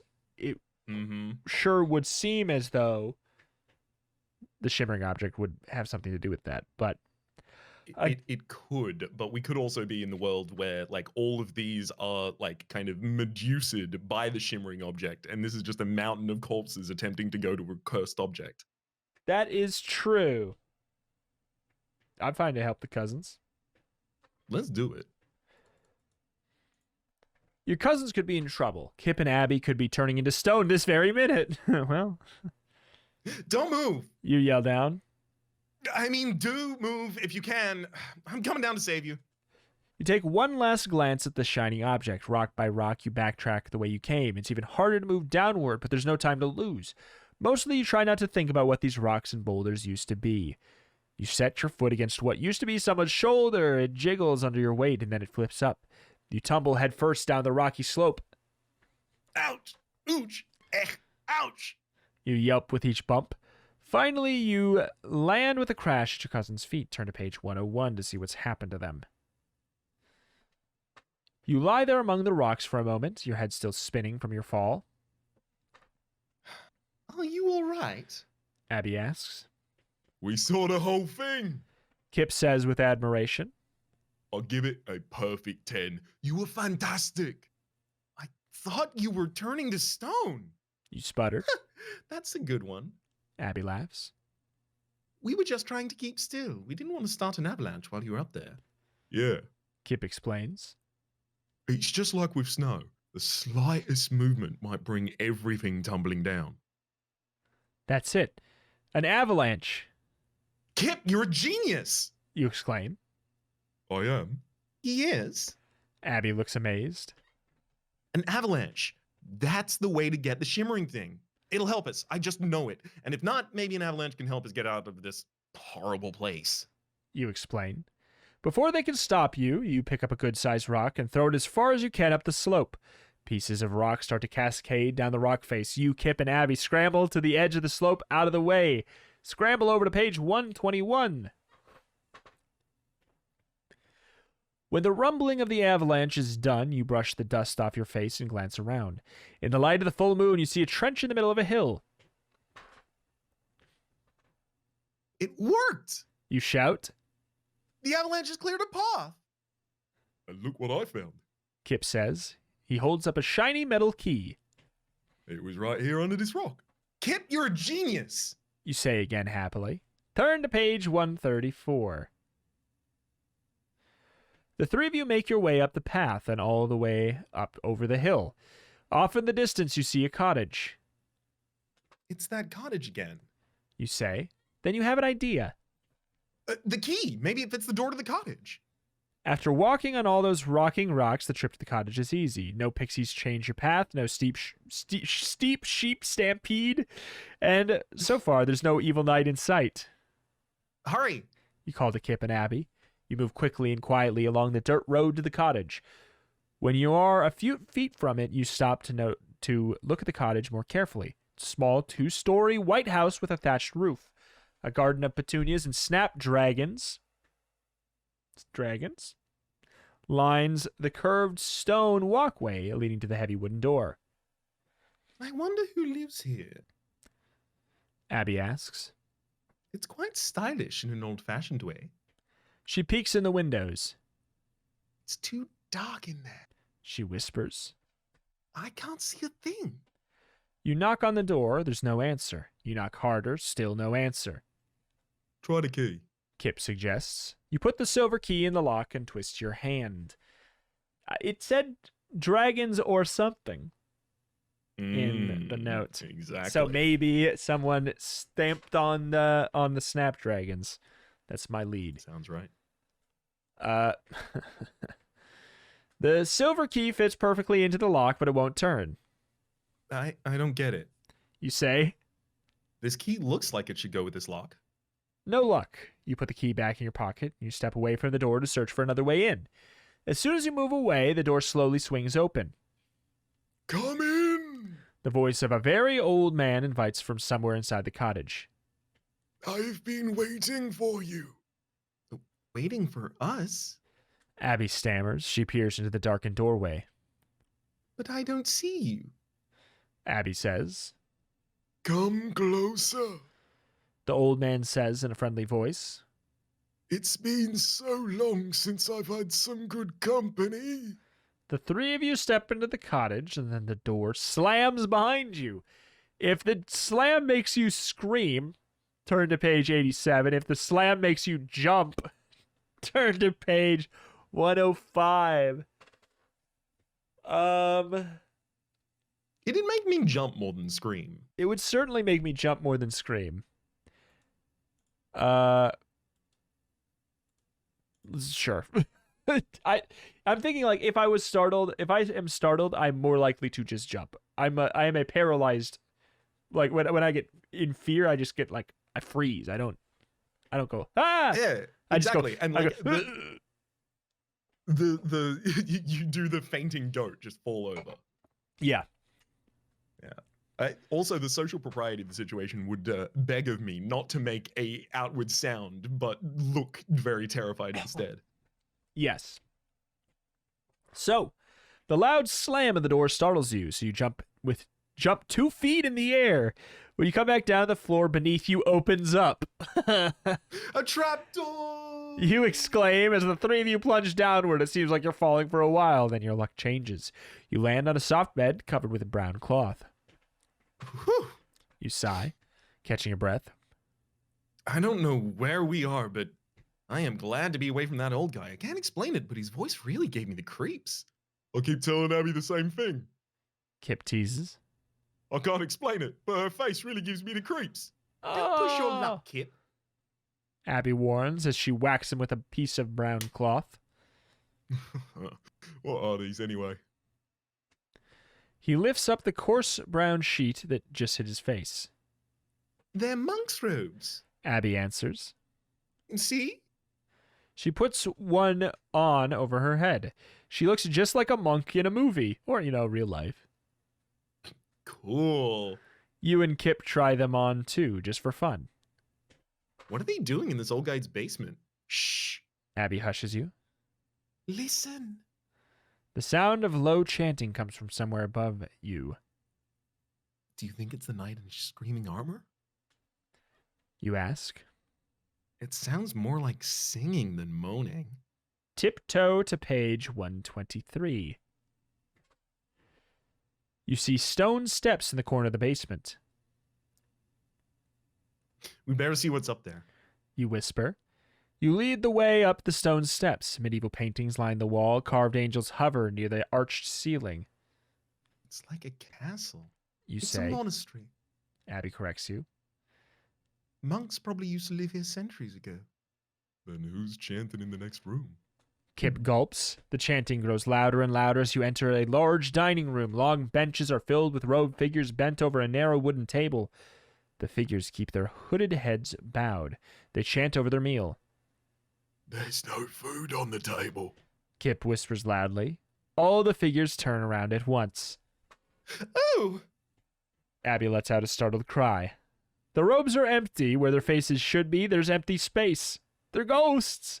You make a break for the stairs, but you're all alone when you get there. Find out why on 135. When you get to the stone steps, you look back for Abby and Kip, but they're not there. Then you see them. They're walking over towards the table. What are they doing? Come on, you guys, this way! You shout, but it's too late. Their faces are already starting to fade. The chanting grows louder. Now you can hear what they're saying.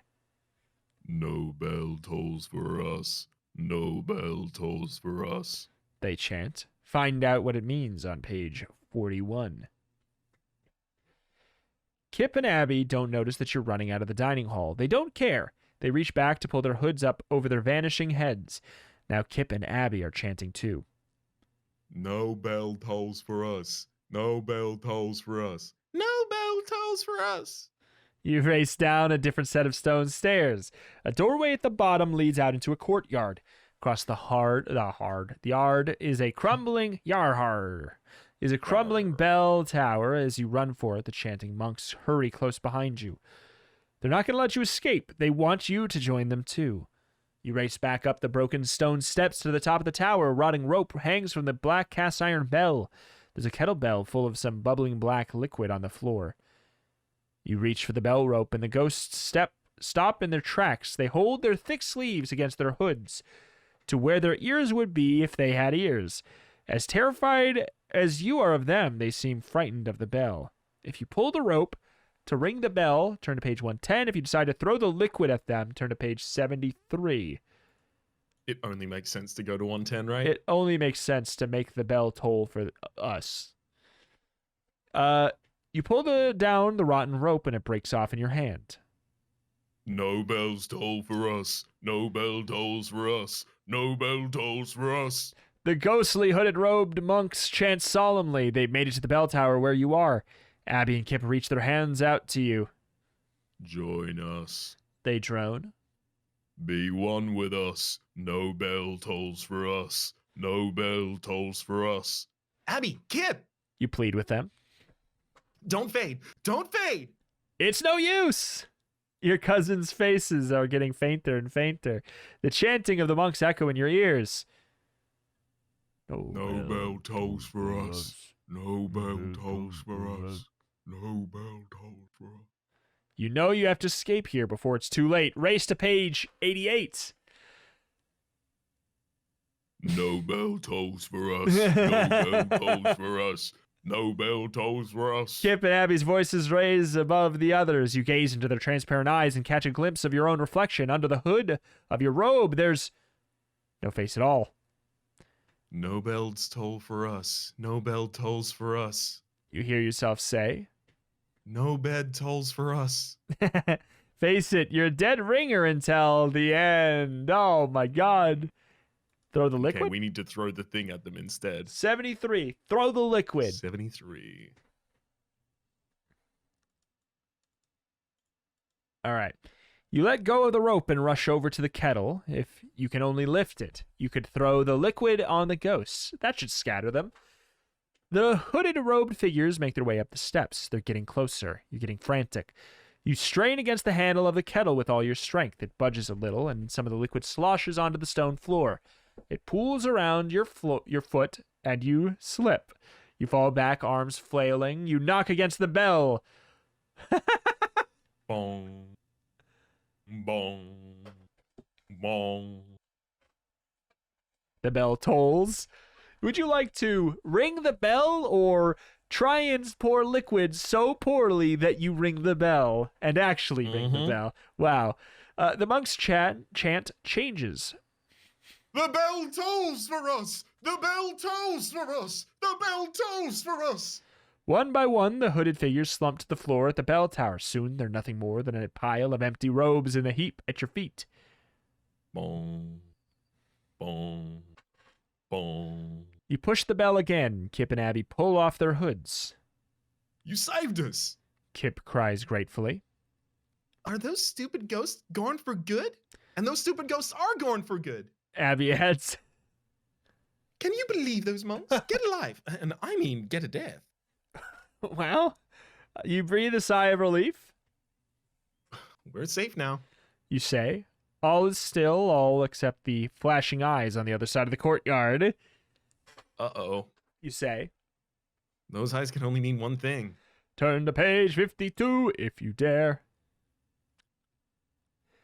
The flashing eyes across the courtroom, or courtyard, courtroom, interesting turn. Courtyard could only be one thing. The eyes of the knight in screaming armor.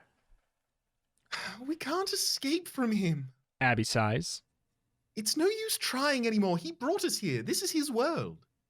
You must want something from us. Otherwise, he would have destroyed us by now. You point out. He's only toying with us. Abby says bitterly. Like a cat that plays with its food. It's as if he's using our fear of him to make us face all our other possible fears. Kip whispers mysteriously. Abby gives Kip a double take. Face other fears? That's ridiculous. She says. I'm afraid of flying, but you don't see him making me fly. A strong gust of wind blows through the bell tower and rings the bell. Boom. Boom. You clap your hands over your ears. Kip dives for the pile of monk's robes. Abby jumps back and slams against the crumbling wall. The wall gives way behind her and... Help me! I'm flying! Abby soars higher and higher until she's out of sight. Abby! Kip cries. Come back! If she doesn't come back, sort of page 92, if she returns to the flash zoom to 102. I mean, if she doesn't come back, what would that be? That would be like she Deus Ex Machina's later or something. I don't know. Maybe. I kind of want her to return into Flash, and this is like, Yeah. we're discovering the our own influence in this world. I'm down. 102. In a flash, Abby's back, but she's not Abby anymore, at least not most of her. It's her head complete with long blonde hair on the body of a gigantic black bird. Nighthawk cap. Oh my god, this is like a Souls boss. Nighthawk Abby swoops down from the black night sky. It was capital and everything. Nighthawk Abby. She squeaks, she flaps her wings and dive bombs you and Kip. Duck! You shout to Kip. Abby screeches from above. Then she swoops down on you again. You hear the flapping of her giant wings as she flies by your head and digs her sharp claws into your skull as you scream out in pain. Without stopping, she turns midair and attacks Kip with the same skull-cracking force. Abby, it's me! Kip pleads. Don't do this! Abby circles, ready for another attack. Ring the bell! You shout to Kip. Maybe the noise will scare her away. Kip reaches his hand up for the side of the bell. His fingers just miss it as Abby the Nighthawk flies between the bell and his hand.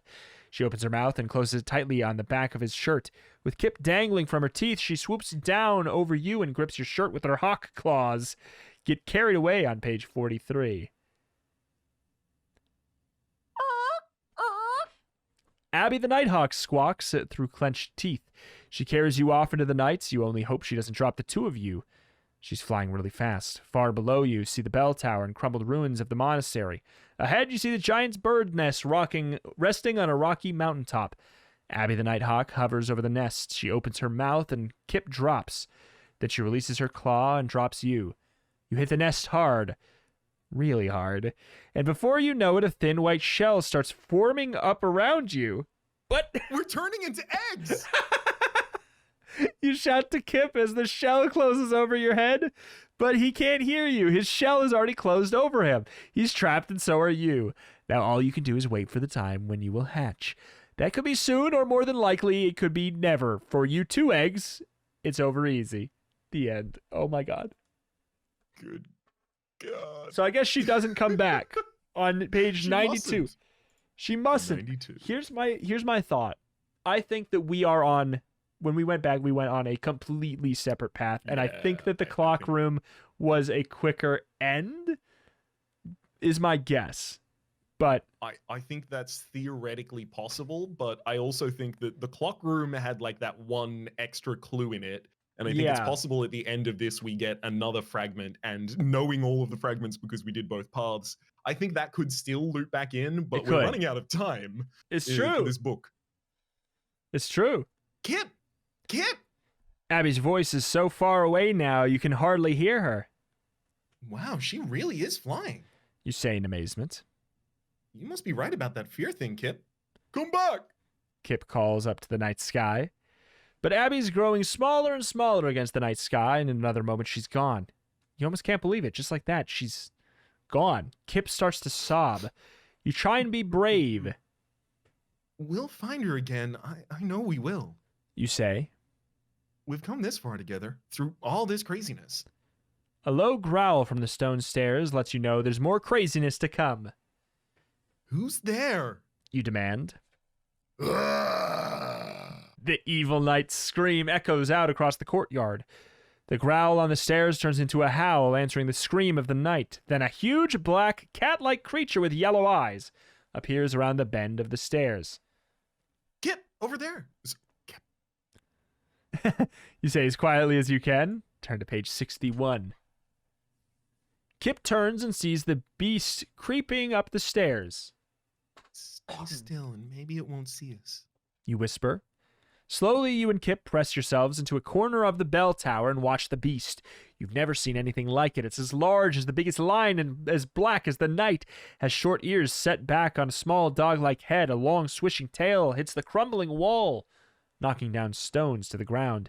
The beast growls. Rows of shiny white teeth drip with saliva. It turns its fierce eyes in your direction. It sniffs the air. It smells you. And a long red tongue licks its drooling black lips. It sees you. It's gonna pounce! You cry. The beast jumps for you, but you jump too, right over the wall of the bell tower with Kip right behind you. Oh no! You both scream on your way down. You hear a giant nighthawk passes you as you fall. The bird squawks again as it swoops down beneath your falling bodies. Fall on to page 95. You are falling fast, but not fast enough to escape the hot drool dripping from the beast's mouth. The beast leans over the edge of the bell tower wall. You get a face full of steaming spit. Before the next big loogie hits you, the giant nighthawk flies under you and Kip, catches you on its back, and swoops upwards. You don't know where this black bird of the night is taking you.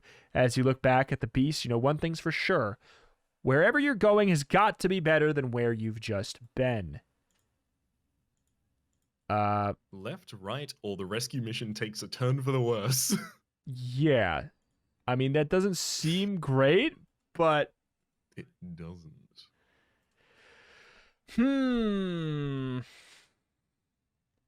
I mean, with no information, let's just take left. It's the top option. Great. The huge black bird takes a sudden turn to the left. Help! You yell. You tumble off the bird's back. Help! Kip cries as he, too, is thrown from the feathered back of the bird. Luckily, the bird is flying low to the ground. Unluckily, the ground is not ground at all. It's water. Splash! You plunge into the freezing cold water, and the bird screeches as it flies away. Sink or swim! Sink or swim! Sink or swim! Chant the voices of 3 withered old women standing on a nearby shore, and then a crashing wave sends you down into the deep. If you can swim, turn to page 45. If you don't, go to page 122. We can both swim, I imagine. Yeah? Done. Raps, I just forgot how to Boy. swim. You just forgot how to swim, did you? Okay, what page is that on? 122. 122. You sink into the deep, cold water. I haven't been in a long time. Maybe I can't. Deeper and deeper, your lungs are about to burst from holding your breath so long. At last, you sink into the bottom of the lake and land in the mouth of an underwater cave. You motion to Kip and swim up for the opening. He's right behind you. Swim into the cave, through a tunnel, and up a channel to air. You exhale. You gulp in the fresh air. Kip does the same until both of you are breathing normally again. Come in. A familiar voice welcomes you. We've been waiting for you. You can't quite place it. Where do you know that voice from? We've been waiting for you. Turn to page 56. Then it hits you. You recognize that voice. The cottage! You exclaim. It's the old man's voice from the cottage! Now you can see him sitting in the rocking chair, and he's hideous. He has 3 heads spouting from his neck, and all 6 eyes are focused on you. A blackbird screeches from a cage above you. A squawking bird looks familiar. There's hardwood beneath you now, so you step closer to examine the bird. Reaches up with its claw and flicks the feathers on the back of its head. An eerie feeling comes over you. It's Abby! Kip shrieks. Abby's turned into a bird! The blackbird screeches back at you. Birds of a feather flock together. The old man cackles as he wiggles one bony finger in your direction. That's all it takes. Feathers burst through every pore of your skin. Your nose and mouth fuse together and harden, and you scream, but all that comes out is a... The 3 of you squawk. That's it, my fine feathered friends. Croaks the old man. Sing for me, my pretties. Sing, my angel of music. You all sing, which, when translated, means the end. Oh, boy. So it's either turn right or the mission takes a turn for the worse. Let's go with turn right. We are very much Sideshow Bob in the middle of a yard full of rakes at the moment. Yeah, I'm almost thinking that we need. All right, turn for the right or turn for the worse. Yeah. But turn for the right, which is that page. All right, 53. Uh-oh. The bird turns right. Where are you taking us? You call to the Black Hawk. Squawks the giant feathered bird. We shouldn't leave this place. Kip says worriedly. If Abby comes back, she won't know where where we went. And if we stay in the bell tower, You reason. we won't be there even when she gets back anyway. That beast looked pretty hungry. As the flying speed increases, the flapping of the big bird's wings drown out your voices. You fly in silence now, but you're just as worried about finding Abby as Kip is. Your worry time is cut short when you look over the bird's shoulder and see a rocky side of a mountain straight ahead. Look out! You scream as the birds head right for it. We're gonna crash! The bird speeds up. The mountainside is directly in your flight path. Stop! You scream with all your might. Don't you hear me? We're gonna crash! Turn to page 125. The speeding black nighthawk doesn't hear you. It keeps flying, then the mountainside approaches, and then crash. Purple stars flutter before your eyes, and your toes feel numb. Darkness surrounds you. You feel your own arm just to see if you're alive. I am alive. You shout happily. You call this living? Abby's voice says. Abby! You and Kip both say. It's you! What's happened? We crashed and now we're crushed. That's what happened. Abby's right. The crash seemed to break the spell. Now you're crushed together inside the evil knight's crate. Back in your garage in America. Home. It started when we entered the crate. Kip says groggily. A secret door, another world and time, And the worst night of my life! Ugh! Abby squawks.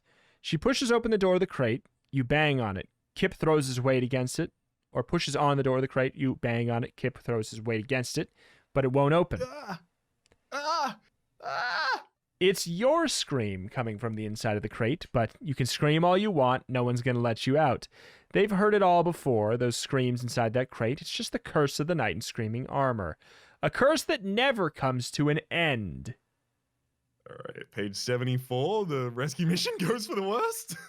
Unless the twist of the book is that the curse does never come to an end. We'll see. Oh my god. Is it only bad ends? Oops, All bad ends. 74. The trip takes a turn for the worst. I mean, it feels fitting, to be honest. What began as a rescue mission is now a mission to destroy you. The giant black hawk zooms upwards. Black nighthawk zooms upwards.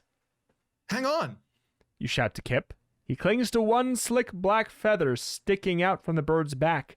The hawk swoops down suddenly. It's trying to shake you off. You fly to the side of the wings and your body flaps freely in the wind. Whoa. You yell. This roller coaster bird ride is making your stomach do flip-flops. Kip looks just as airsick as you feel, but it's not over yet. Now the hawk does the loop. the loops until you just can't hold on any longer. You let go. Goodbye, Kip. You call as you start free falling. Goodbye. Turn to 117. You're alone and still falling. It began as a fast fall, but it's now more like you're floating gently. You look up and barely see the black nighthawk. Kip managed to stay on the bird. Will you ever see Kip and Abby again? Below, you see emerald green grass. It's getting closer and closer. You can tell your landing isn't going to be deadly, though. The grass will make a nice, soft cushion for your fall. You float down, settling at last on a moss-covered knoll right in front of a familiar cottage. The front door opens. A voice whispers, Come in. You are so good to visit me. You have no choice. Turn to page 77. The voice is soft. Come in.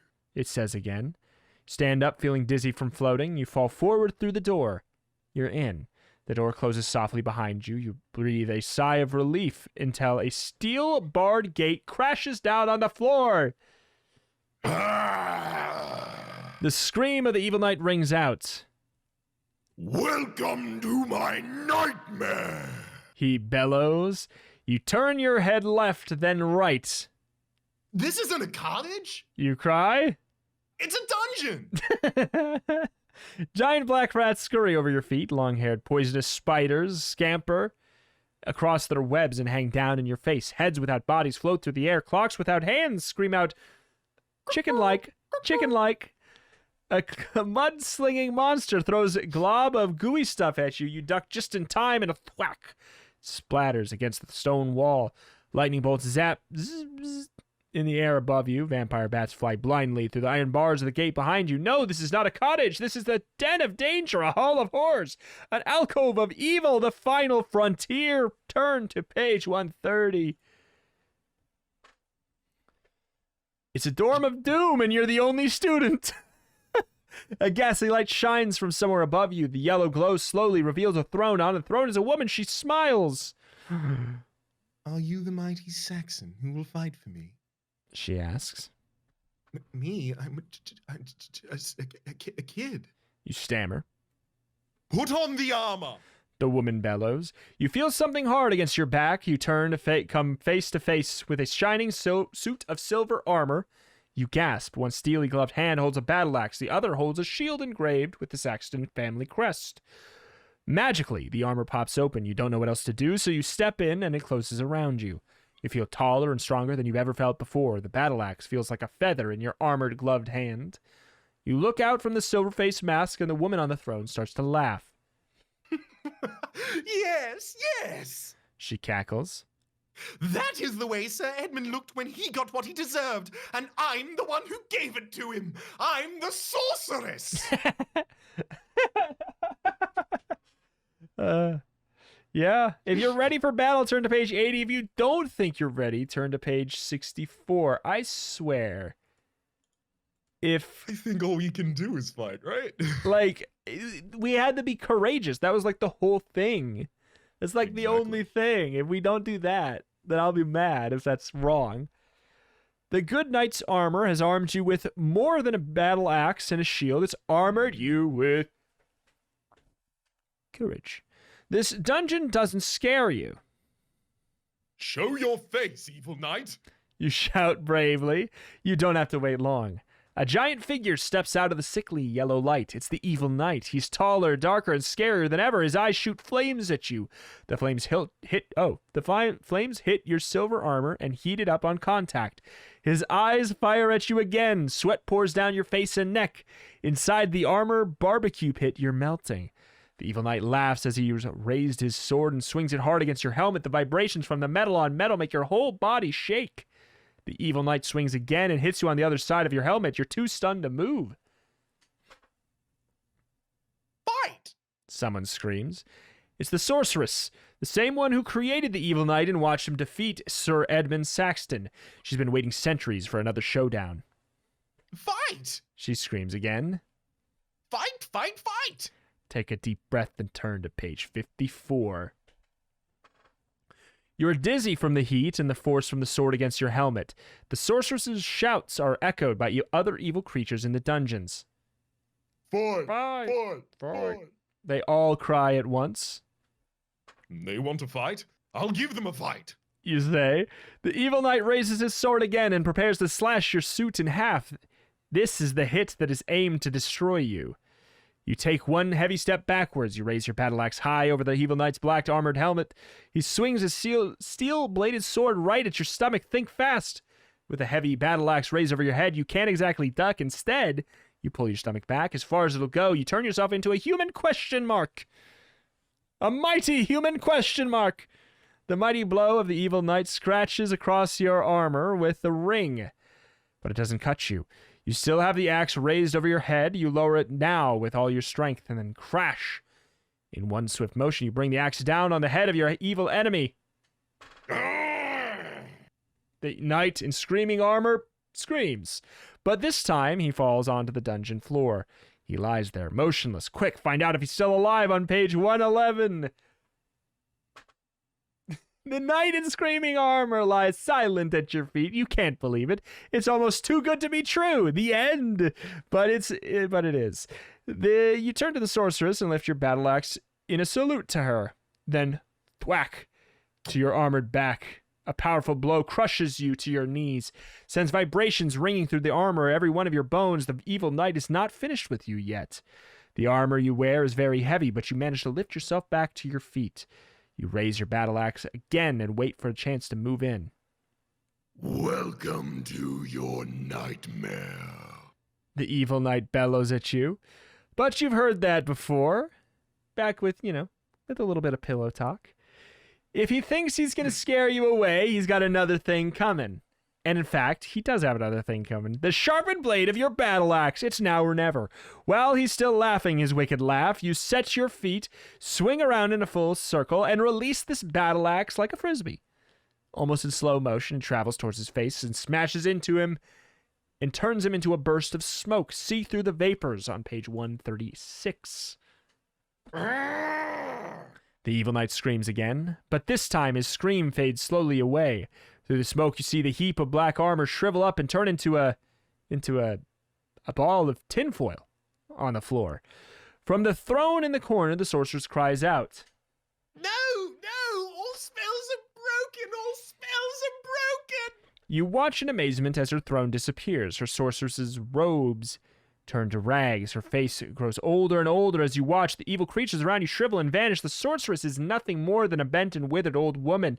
The iron gate is gone. The darkness in the dungeon starts to lift. Then you hear pounding on the door behind you. Pound, pound, pound. What could it possibly be now? Turn to page 127 to find out. Kip and Abby burst through the door. What's happening in here? Abby shouts. We heard terrible screams. Kip adds. Are you okay? You sit up. That's right. You sit up and push the covers aside. You're in bed, back at home, at last. It was the knight in screaming armor. We had an awesome battle, and I killed him. You exclaim proudly. I broke the curse and brought us home. What are you talking about? Kip asks. The knight in screaming what? Oh, you mean that crazy story my grandfather used to tell? How do you know about that? Kip, Abby, You shout. You have to remember, the evil knight was going to destroy all that was good unless a brave and noble Saxon could defeat it. Remember, we traveled to England and fought the evil knight. You traveled to England? Abby says as she flicks her hair. In your dreams? But it wasn't in your dreams, and the proof is on your bedroom floor at Abby's feet. A small, crumpled up scrap of metal. You almost didn't notice it, except that it's steaming. Now you know that this story has come to a happy, very happy end. Oh my god. Yeah, absolute marathon. I'm going to actually end up looking through this book after the end of the podcast to try and see what happened on that other path. I think my educated guess is we go back to the clocks with some kind of data and work from there, because otherwise I don't know what it would be. Like, I don't know. I just don't know what it would be. I think we hard pivoted back to literally just the beginning of the book, and we basically just did 2 books. Yeah. So pretty much. So 2 for the price of 1. Which on is this one. Hey. Yeah. It's pretty convenient, considering I'm about to say the fact that there will not be an episode next week as I will be on vacation. So hey, hopefully this 2 for the price of 1 will kind of act as a holdover for that. But as well, the other announcement I forgot to make at the start is, of course, we have a YouTube channel. If you're watching this on YouTube, or even if you're listening to this in, on whatever streaming service you want, we do have a YouTube channel that will be linked. I'll probably put it in the link, the description for the podcast part as well. But if you're watching on YouTube, it'll be in a description or something where you can go see the dedicated channel for Turn to Page on YouTube. There will come a point where that will be the only location to get the video form of it, which is really just an audio only thing anyways. But there will come a time where that's the only place to get the video form. So make sure you are subscribed to that in case you're like, where the heck does it go? But not next week, because there's a reason why it's not here next week. But holy moly, this book. Wow. I mean, if we just did it and it was only this storyline, I'm trying to think of it as like, it would be a lot more like, relatively cohesive and logical-ish as far as the stories go. But dang, that other story that was just like, go back to the beginning. It jerked you around quite a bit, multiple times, just being directed back into an infinite loop. Yeah, it did. I'm very, very curious as to what happens if you mess with the other clocks on that side. Yeah. Well, we can think about that. We can look into that, and maybe we'll come back and say it later. Who knows? Because it feels like it makes less sense to come back to, like, if we do return to Page at any point, if that ever happens. It doesn't feel like it makes a whole lot of sense to return to this one, because I think we did both. More or less. Yeah, pretty much. So, bada bing, bada boom. But either way, alas, that's gonna do it here for today. Unless you had anything else you think is important to say here before we close it out. Not much at all. All right. Well, then in that case, this podcast has come to a happy end. Bye bye. Adios.